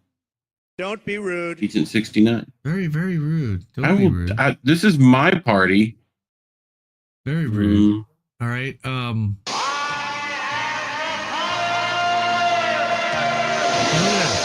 mad crab. Look at that. That's clever. CBC voter. Very, very nice. Thanks. Good to see you, sir. Kill your egregores. We got KYE in the house. I saw Earl of Laurel, maybe. And he ran a bunch of bad boys. No, he didn't. He lost and he ran away, is what he did. Mm-hmm. And then How about new? Yeah, exactly. And I also saw that Kill Your Egregores was here, KYE. There he is. But also OMB. So we had both of them here. And the stock dropped, and a few months later, it repumped. Yes, it is all a market manipulation. What's going on with Bitcoin right now is a market manipulation. And will continue to be manipulated, though. You know? Yeah. So hit the like. Thank you, Fred. Remind people. Hit that thumbs up. It's the easiest thing you do. Share the show. Share the show. Share the fucking show. Please. Really appreciate that. Nice. And that's what those QR codes up there by Reef's Dome are in order to support our show with a Cash App or a Ko-fi, because both of those take almost no fees or no fees at all. Ko-fi, no fee. We like Ko-fi, no fee, but they take a little fee. Cash App takes no fee at all.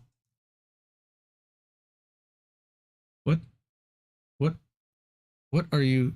Oh, he's pointing. He's pointing to the. I got you. All right. I think. And again, those amazing I think people. I'm doing that. What is going on? Those amazing people, when my screen doesn't turn black, have already done so. And they can do so. You can do so. All the links are down there in the doobly-doo. But Cash App, Ko-fi, PayPal, go right there. Not skip the Ko-fi link. Get right to PayPal. Patreon. We do have a Patreon. You can support us monthly, either there or at INN Newsletter. That's another place where we hook stuff up. You know, there is something going on with this deck that's messing up. Okay. But have you tried, what's your scene transition set at? Move. Like a weird fade somewhere or on move? Set to move. Okay. All right. But what we're going to get to now is the most corrupt shit I've found all week. And we've always focused on exposing corruption here and amplifying the outlets that expose corruption. All right. Sludge. We've talked about sludge before. Donald Sure. Shaw at Donnie Just in general, the toxic kind, like industrial waste, all those guys. Radioactive sludge. We talked about the ooze, and the Oz. They made the Ninja Turtles. All right. You remember the ooze? I do. Sludge, No? because I'm Just using what was that purple stuff in the Power Rangers movie? That's another form of slime? sludge. Okay. Someone I thought that was slime, but sludge is I don't remember what it was. Independent outlet that moved out of Substack over to Ghost. They went premium, I believe, recently. I actually am still a paid subscriber. They also recently switched to a daily update newsletter, which is really cool. Robbie Burns, we're going to get boats after midnight. Don't worry. We're going to be back with boats in a little bit. But I want to talk about this one because it's really important. And then I want to talk about about West Bank and pictures, and we'll skip the Indie Media Awards stuff for next week. Because it's going to take a bit. But this one, holy shit. Everybody know what this is right there? Anyone? I think that's what you should be unburdened by what has been. That is the Las Vegas Dome. An advertisement for Democratic presidential nominee Kamala Harris displayed on the Exosphere at Sphere, the first political campaign to do so on October 30th. Getty Images. Shout out to Getty for those. So, here are the top recipients of the campaign's $1 billion of spending. And everybody laughed about how literally this was Dr. Evil level shit.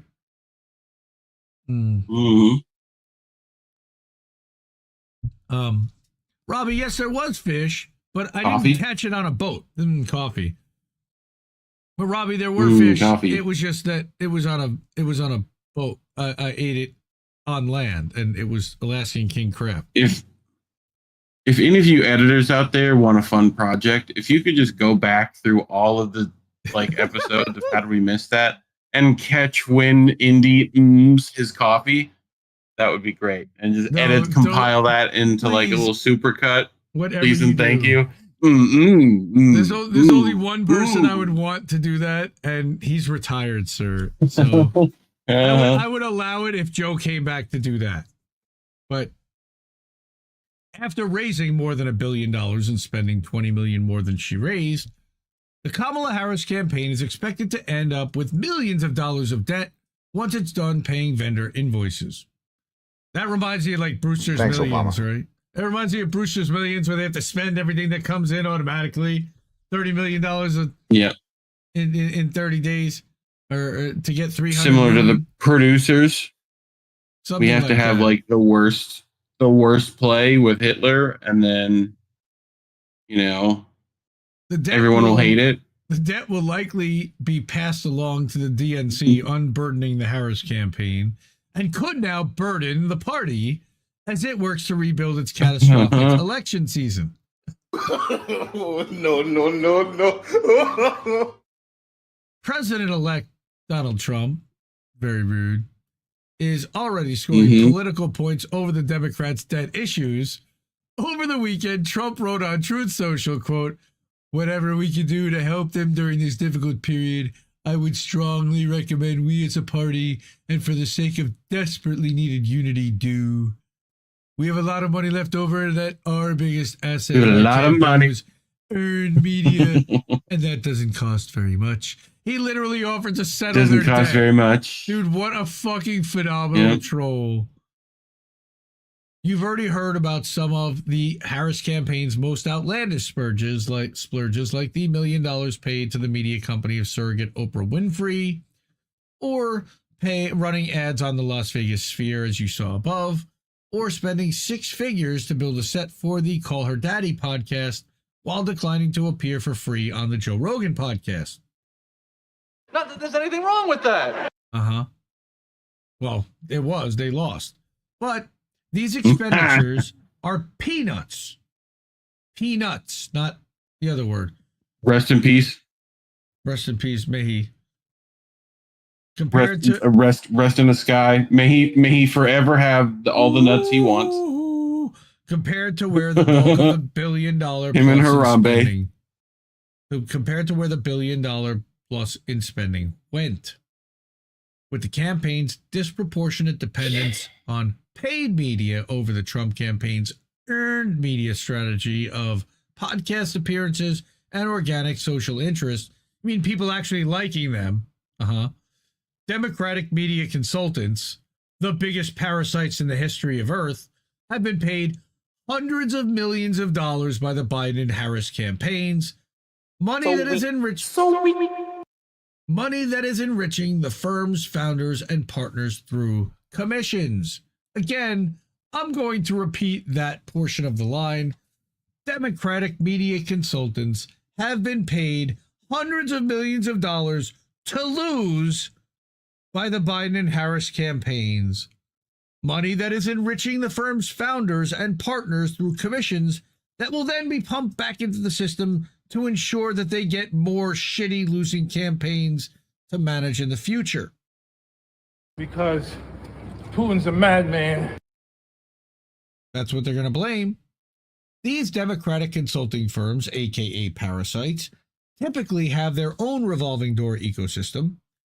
They often are led by former Democratic Party officials or former staffers for Democratic elected officials who leverage their experience and connections to get a piece of the party's election cycle spending splurges. Another one. Say that 5 times fast. Go back. Say it. Do it quick.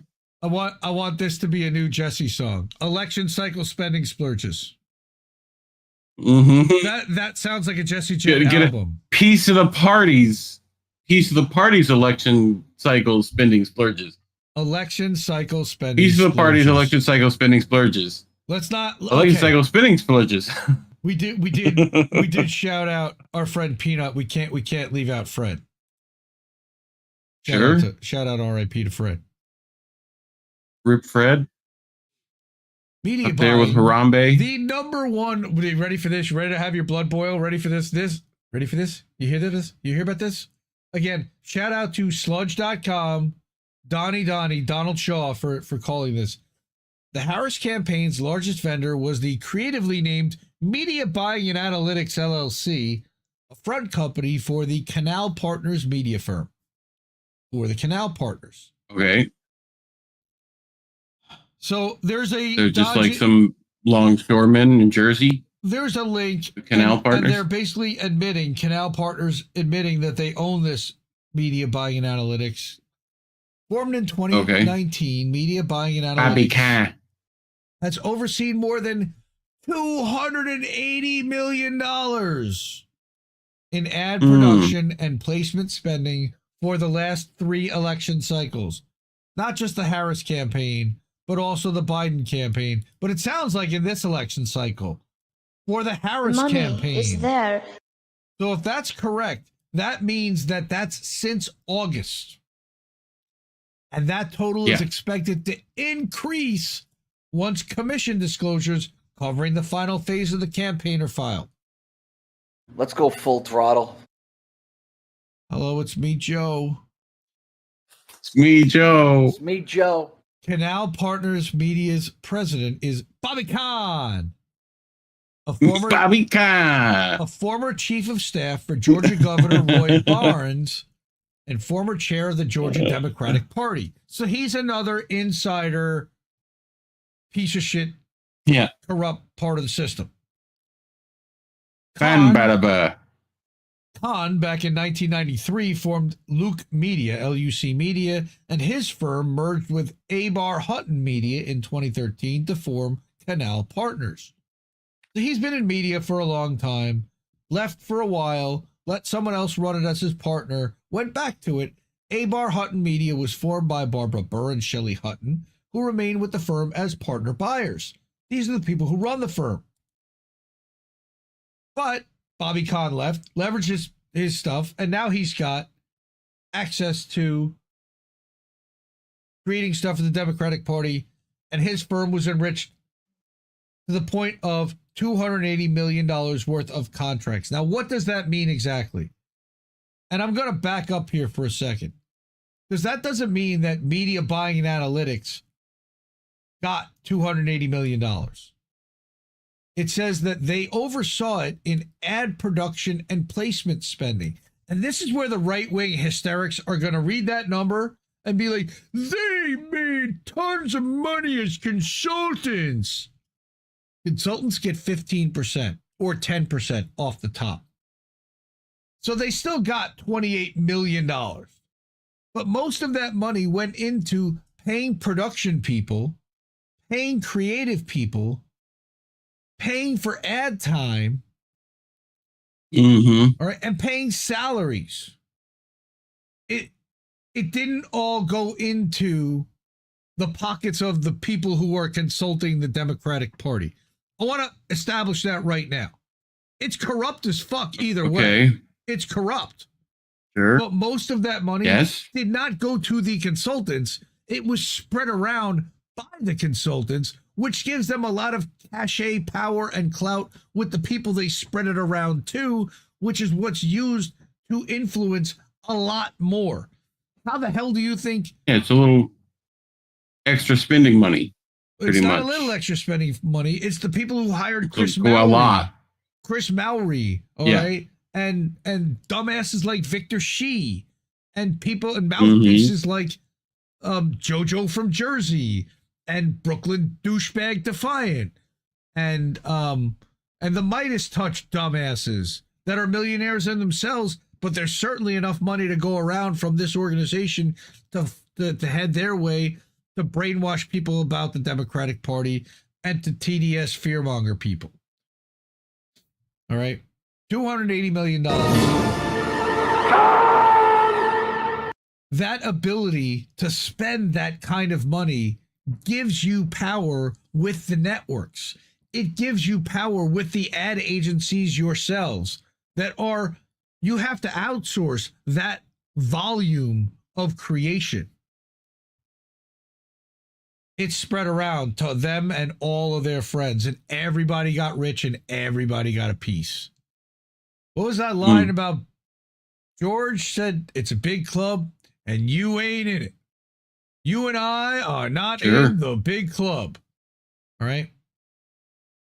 In addition to its work for Democrats, and this is the best part, this is what I love Slate uncovering, and I like Slate. Sludge, not Slate. Sludge.com. Now, Sludge honestly can be a little on the liberal side and lean towards favoring Democrats occasionally and fear-mongering TDS, which is one of the reasons why they don't yet have a Indie Media Award honoree yet. They keep doing work like this though and exposing both sides. That's what truly independent is. It's calling out the real corruption on both sides. Got to look more into these guys. Don't trust the liberals. They will betray you every time.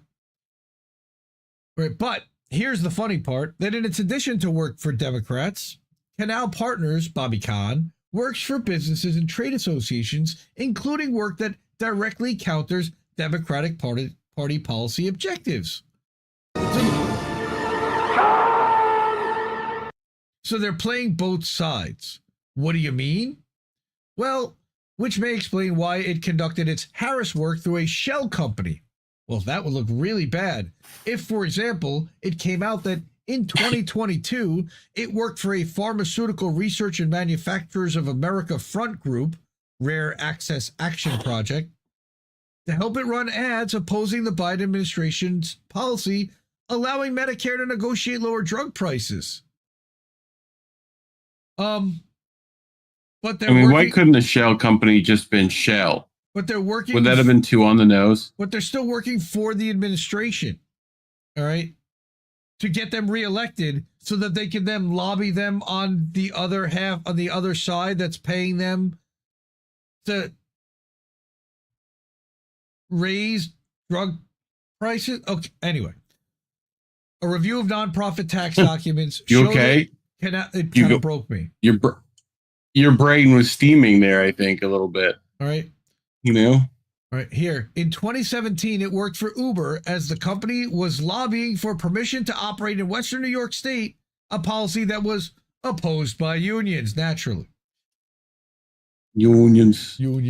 A review of nonprofit tax documents show that Canal Partners Media has been working in recent years for charter school groups, Families for Excellent Schools, Inc., and Success Academy Charter Schools, the PBA of New York City, and the Pharmaceutical Industry Group Association for Accessible Medicines.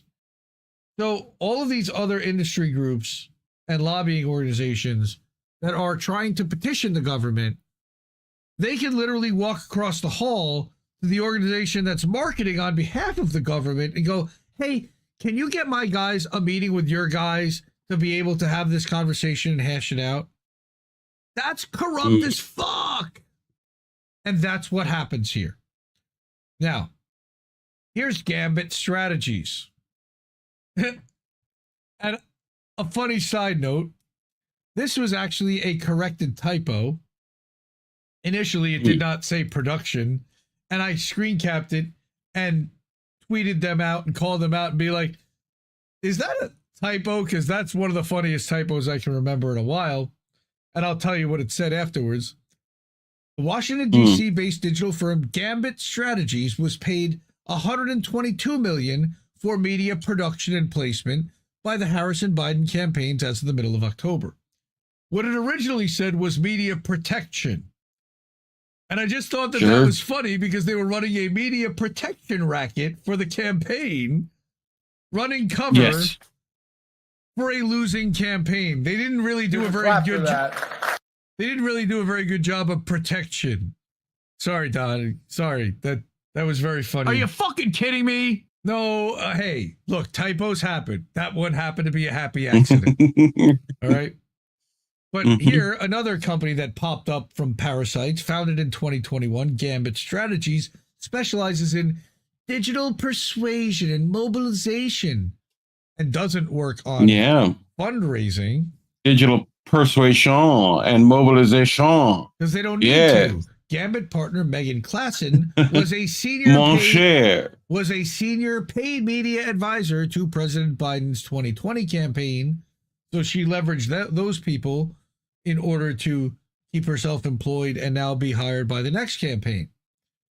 According to her bio, she began her career in advertising, working with brands like Samsung and AT&T, and then joined in 2015 Hillary for America's digital advertising team.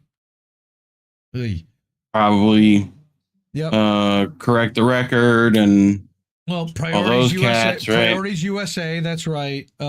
A super PAC, a dark money out nonprofit, a charitable foundation. Gambit was paid $17 million. NED show up in this story? Like, I don't know if they're allowed to do that domestically with getting involved in our own elections. They can only meddle in foreign elections. Okay. Gambit was paid $17 million by Priorities USA during the 2022 midterm cycle before the super PAC was relegated to a minor role and replaced with Future Forward. And I believe that Golden Monarch has reported on Future Forward extensively. Go check out goldenmonarchnews.substack.com. Yep. What is that? Unit 8200 is all over this too. I mean, this is just revolving door intelligence, back to private sector, back to intelligence.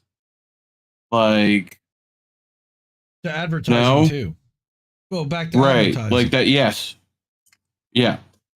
Private sector, banks, Citigroup.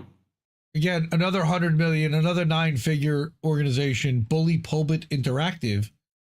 Okay. Also run by former Obama strategists and for Biden's campaign in 2020.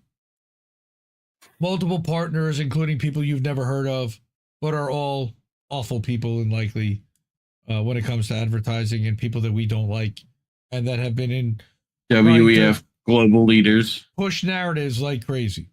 All right. So in addition to the Harris campaign, here's another one with conflicts of interest. Bully Pulpit worked the cycle for several dark money groups in the Harris orbit, including Future Forward USA and Climate Power.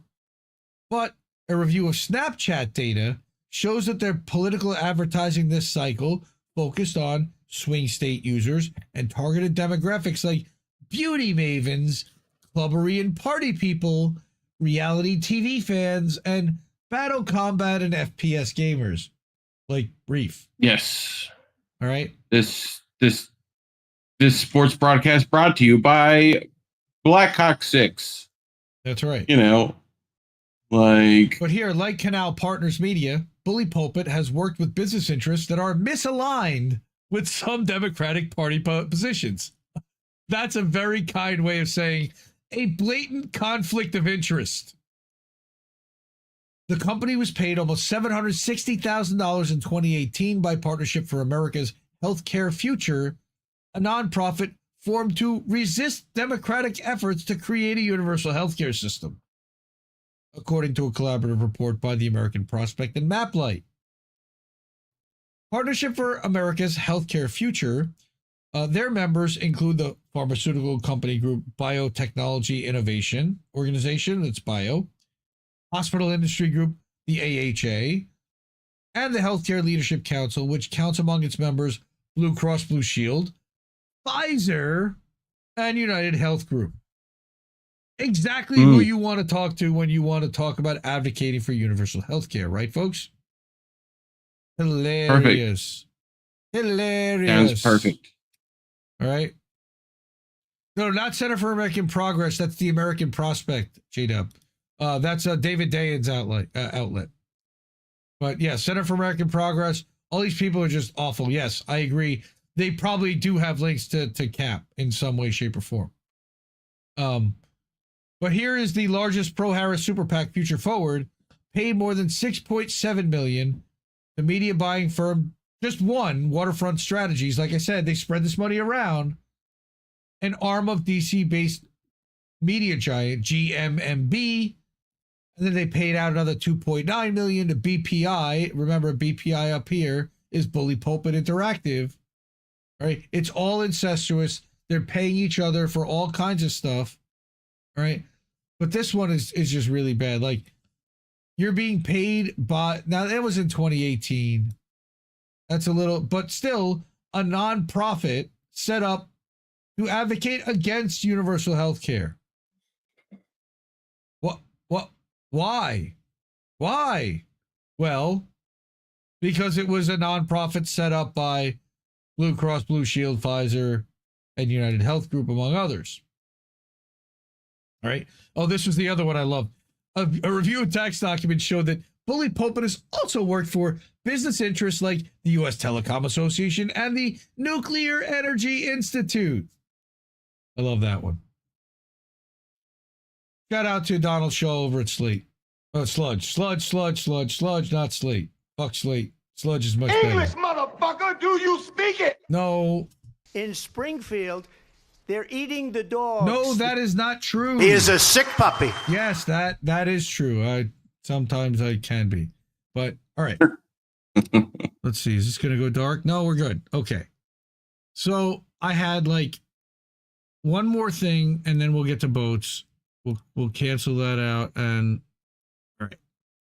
Because I got to whip through this, but we got, man, it's hard to do this, everyone. We're going to do boats, so we'll get to the eye bleach in a minute, but Indie Media Award honoree Mondo Weiss put out a photo essay that I don't think nearly enough people saw. And this photo cover got me. And I'm like, Jesus Christ, we got to show this. Abdul Rahman Mustafa Kabanai's child sleeps outside on a property where the owners let the family use the land after settler attacks forced the family off its land in the West Bank following October 7th. They're sleeping outside on a bed with nothing. It's not even a fucking tent. Mm-hmm. And corporate media will never allow you to see any of this.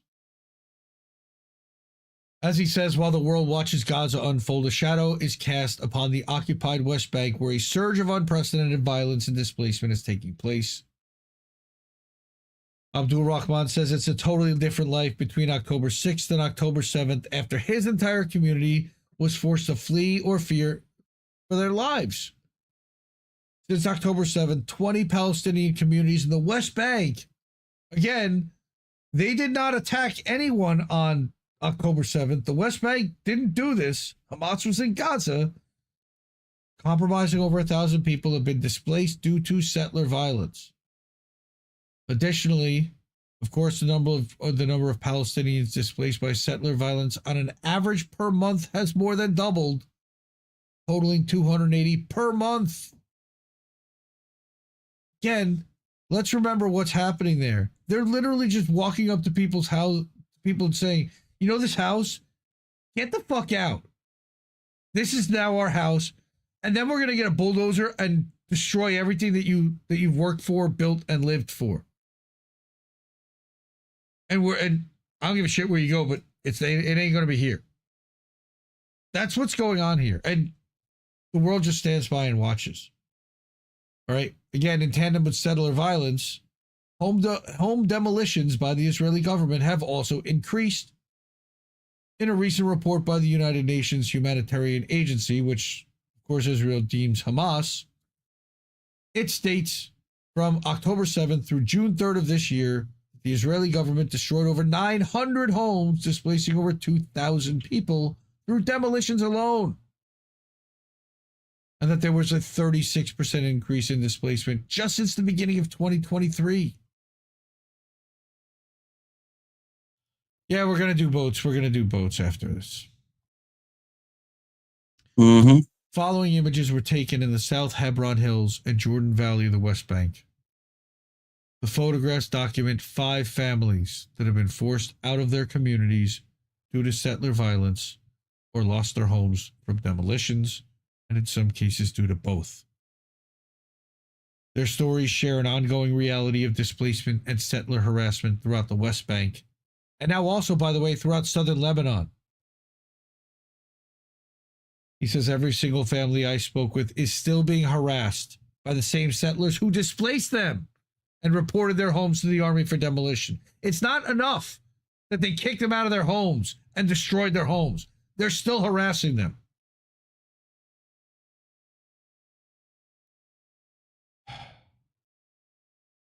This is the barn that he recently built for his goats, which I'm sure will be bombed at some point, right? He lived with his wife and 7 children in Wadi al-Sik, small village in the Jordan Valley consisting of 31 families. Tiny. The village started having problems with settlers when an outpost was built nearby, an outpost being an illegal settlement. From February until October of last year, the community experienced nearly daily harassment. But of course, after October 7th, the settlers increased their harassment to new heights and prevented the community from using any source of water and blocked off entrances for vehicles. On October 10th, an Israeli activist discovered a settler online chat forum calling for the massacre of Wadi al-Sik. 2 days later, settlers came into the village and started attacking the entire community of 250, beating them to the ground, putting boots to their faces, and shooting in the air. Nice, peaceful, most peaceful army in the world. Only democracy in the Middle East, right? Yep. Abdul Rahman says that after the beating, they gathered us all in one place and told us, you have 1 hour. Any Palestinian left here will die.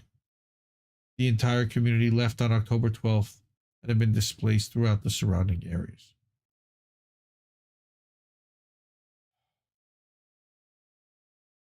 Yep. His children stand by a water tank, which is their family's source of fresh water. The Kavanaugh family has been displaced twice since fleeing Wadi al-Sik, moving in between different properties in Ramun.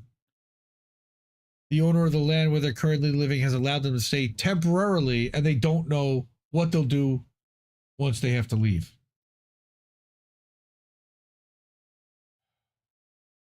Like, fucking monsters. Yep. All right. This is Suleiman Zawahiri in Duma of the Jordan Valley.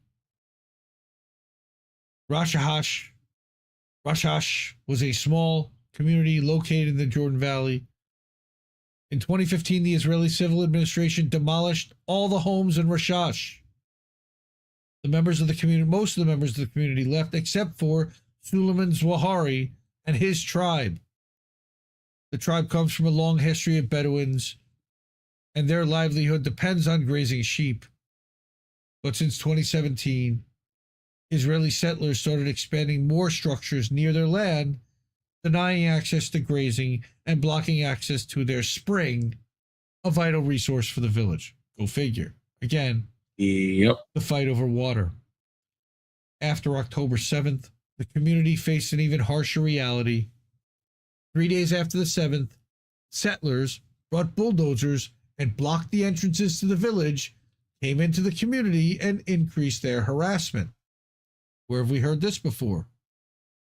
Working with Israeli activists against displacement and land seizure, the activists informed them the neighboring village of Wadi al-Sik had fled due to threats against their lives, and told them they had no way to help the residents of Rashash. On October 14th, 2 days after Wadi al-Sik, the community of 18 families decided to unblock the road at night and abandon their homes for fear the village would have the same fate as Wadi al-Sik. They were right.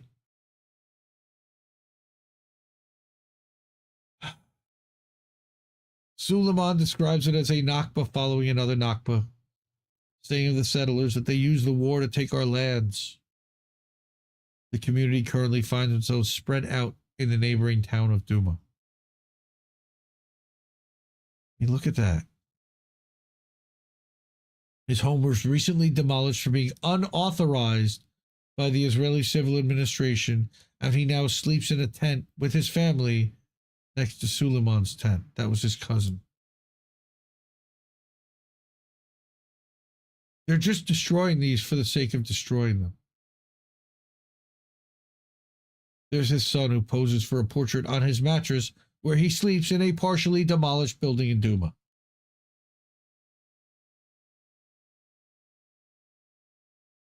And which I'm sure is totally safe. And there's more. Oh, yeah. And it would never be bombed itself or targeted.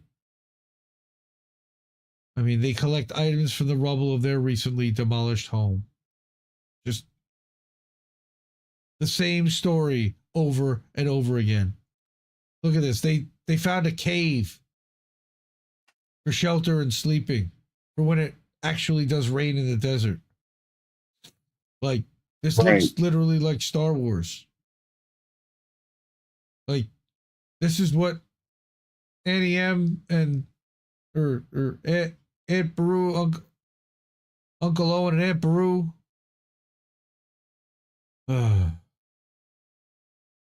Nobody else was showing this, so I thought I needed to. Because I saw this and I just... Sure. I couldn't believe that nobody else was really sharing this. And they're still trying to rebuild their lives and keep them going.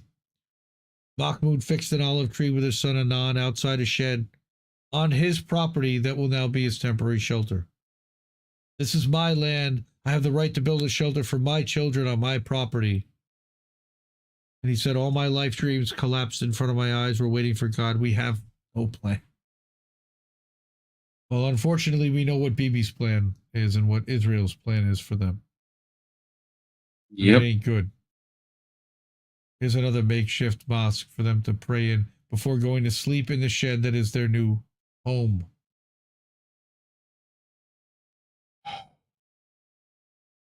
Just, we are responsible for all of this. We're the bad guys, guys. I know you know. I know we all know. Yep. The reason why we're shadow banned, demonetized, and suppressed like shit is because of stuff like that. But I thought it was important to share. These people already have. J-Dub, you're on there now too. Thank you. Really appreciate you supporting independent media, because you do, and you kill it over on Instagram. My God. I got those numbers all the time. I don't know what I do. Amazing. Amazing. Fantastic. Phenomenal. Couple things I want to run through real quick before we switch over to boats. I know it's just past midnight, but we got a couple things I want to do share. Happy anniversary, happy birthday to INN. So most of you people watching know we had a birthday. November 9th was the first day that we published a Substack post 3 years ago announcing that we were going to be a network, that we were pooling our resources. The original members that are still left, me, Reef, Care Bear, and Rob Durden. The Dissident's also still floating around, though he's not on this image. We still, thank goodness he's back in writing. And some of the faces may have changed, but I couldn't be more proud of where we are and excited for where we're going to be. And yeah, shout out to Zago for the art on that one.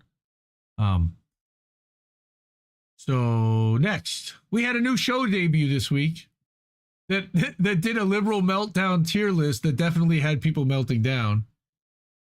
Blue MAGA Stops the Steal, which is another hilarious little development that's come out of the 2024 election, is them wondering, hey, how did that happen? And now they're saying that Trump cheated, which is really funny. The foot's on the other shoe now, isn't it? Very funny. That's a line from Airplane. So check out Snow Himbo streams. It will be Thursday nights, 9 p.m. Eastern on INN. Also on Snow Himbo's channel. He also has the Maple Files on Monday nights at 9 Eastern. We have, of course, our sister Shanda had a rough week this week, and still incredibly, just, I don't know how she does it, but this week she did another Beauty and the Boomer. Even though their channel got demonetized, they set up a new one, isn't it like Oz and Shanda or something like that? Go find the other channel. But yeah, she posted another health update today. Go check that out and go support her at the GoFundMe. The link will be in the description. Shout out and much love always in support for our sister Shanda. Another 2023 Indie Media Award honoree. You can hook her up with one of those. Yeah, fuck Terry. It's not a tumor. It's not a tumor at all. It is, but yep. I don't hear it, but that's the sound I was looking for. Oh, sorry. Another thing that I wanted to share, and another recent Indie Media Award honoree spoke to an original Indie Media Award honoree. Andy Worthington had to sit down for 1 hour with Kevin Gostola over at the Dissenter. Now, this is a paid subscriber only article, so you'll have to support Kevin with $5 a month or $50 a year over at the Dissenter if you want to watch this, or unauthorized disclosure. I think that's a paid only show now. I'm not sure. It may be available on Kevin's YouTube channel. I'm not sure. I think this might be an unlisted video. I'm not. I don't know. But this is a really good article. Also, Andy has a new band. So follow him. Go to his Twitter and you'll see the link to his Bandcamp. Recently, one time at Bandcamp, Andy Worthington actually released a new album. So go check that out. Now, INN newsletter. We only missed, I think, 5 days while I was gone, because I had the first 2 days program while I left, and I ended up making a weekly update last Sunday or Saturday because I was crazy and I couldn't help myself. So I made one for last week, and now we have a weekly update for this week again. This coming week, we're going to have 9 live streams scheduled, at least one for every night. Tonight, of course, we've got this one and votes coming up next. On Friday night, we're going to have Angel, and we'll have the replay of American Tradition episode 50, which will be Tuesday night's show. Can't wait for that. And then, of course, we have not published very much over here at Indie Media Today the last 2 weeks since I've been gone. Since you've been gone. Yeah, I'm sorry for that, everyone. But I did post the alert for this live stream and published that today at noon and sent that out to everybody. So subscribe, and the clips from tonight will be out there. I also have an article that I'm working on, a couple articles that I'm thinking about writing, And so those will be out in the near future would be my guess. But yeah, subscribe over at indiemediatoday.com. It's for free. You can also support with, it's like $40 a year or $5 a month. I discount the full year. And rumor has it that Substack might be offering some kind of a discount for Black Friday. So I'm not discouraging people from signing up between now and then, but if you're a little short on cash, check out what happens on Black Friday. I'm not sure what they're planning on doing. I'm not offering any kind of a special discount or anything, but if they want to do that for us, well, by all means. All right. You're going to have INN News on Wednesday night with Care Bear, right? Yep. I do believe. All right. Well, we're gonna switch to boats. We need some eye bleach especially after that last one. Shanda and Oz After Dark. Thank you, Fred, is the name of the channel. YouTube.com/@Shanda Oz After Dark is the URL for it. Check that out and go subscribe, because they got 2 strikes on their original Beauty and the Boomer channel, and they were just worried that if they got hit with a third one, they would get shut down. So they figured they would try to stream to this brand new channel instead that's clean. But yes, we will have boats coming up on all the different bat channels, including Kick, including Rumble, even though nobody really chatted over Rumble tonight. Rumble.com/C/Indie News Network, Kick.com/Indie News Network. We're live on all these other places. So if YouTube ever does kick us off, you're going to have to find us there, even though nobody is really finding us there right now. We also want to be number 1 on Kick. Come on, everyone, hook us up. All right. So let's do this. Mm-hmm. Support independent media, everyone. We're going to go to boats. Love you. Keep listening to our little boats. I have to tell you. See you in a bit, fam. Mwah. Ciao, baby. No! We just fucking lost the stream!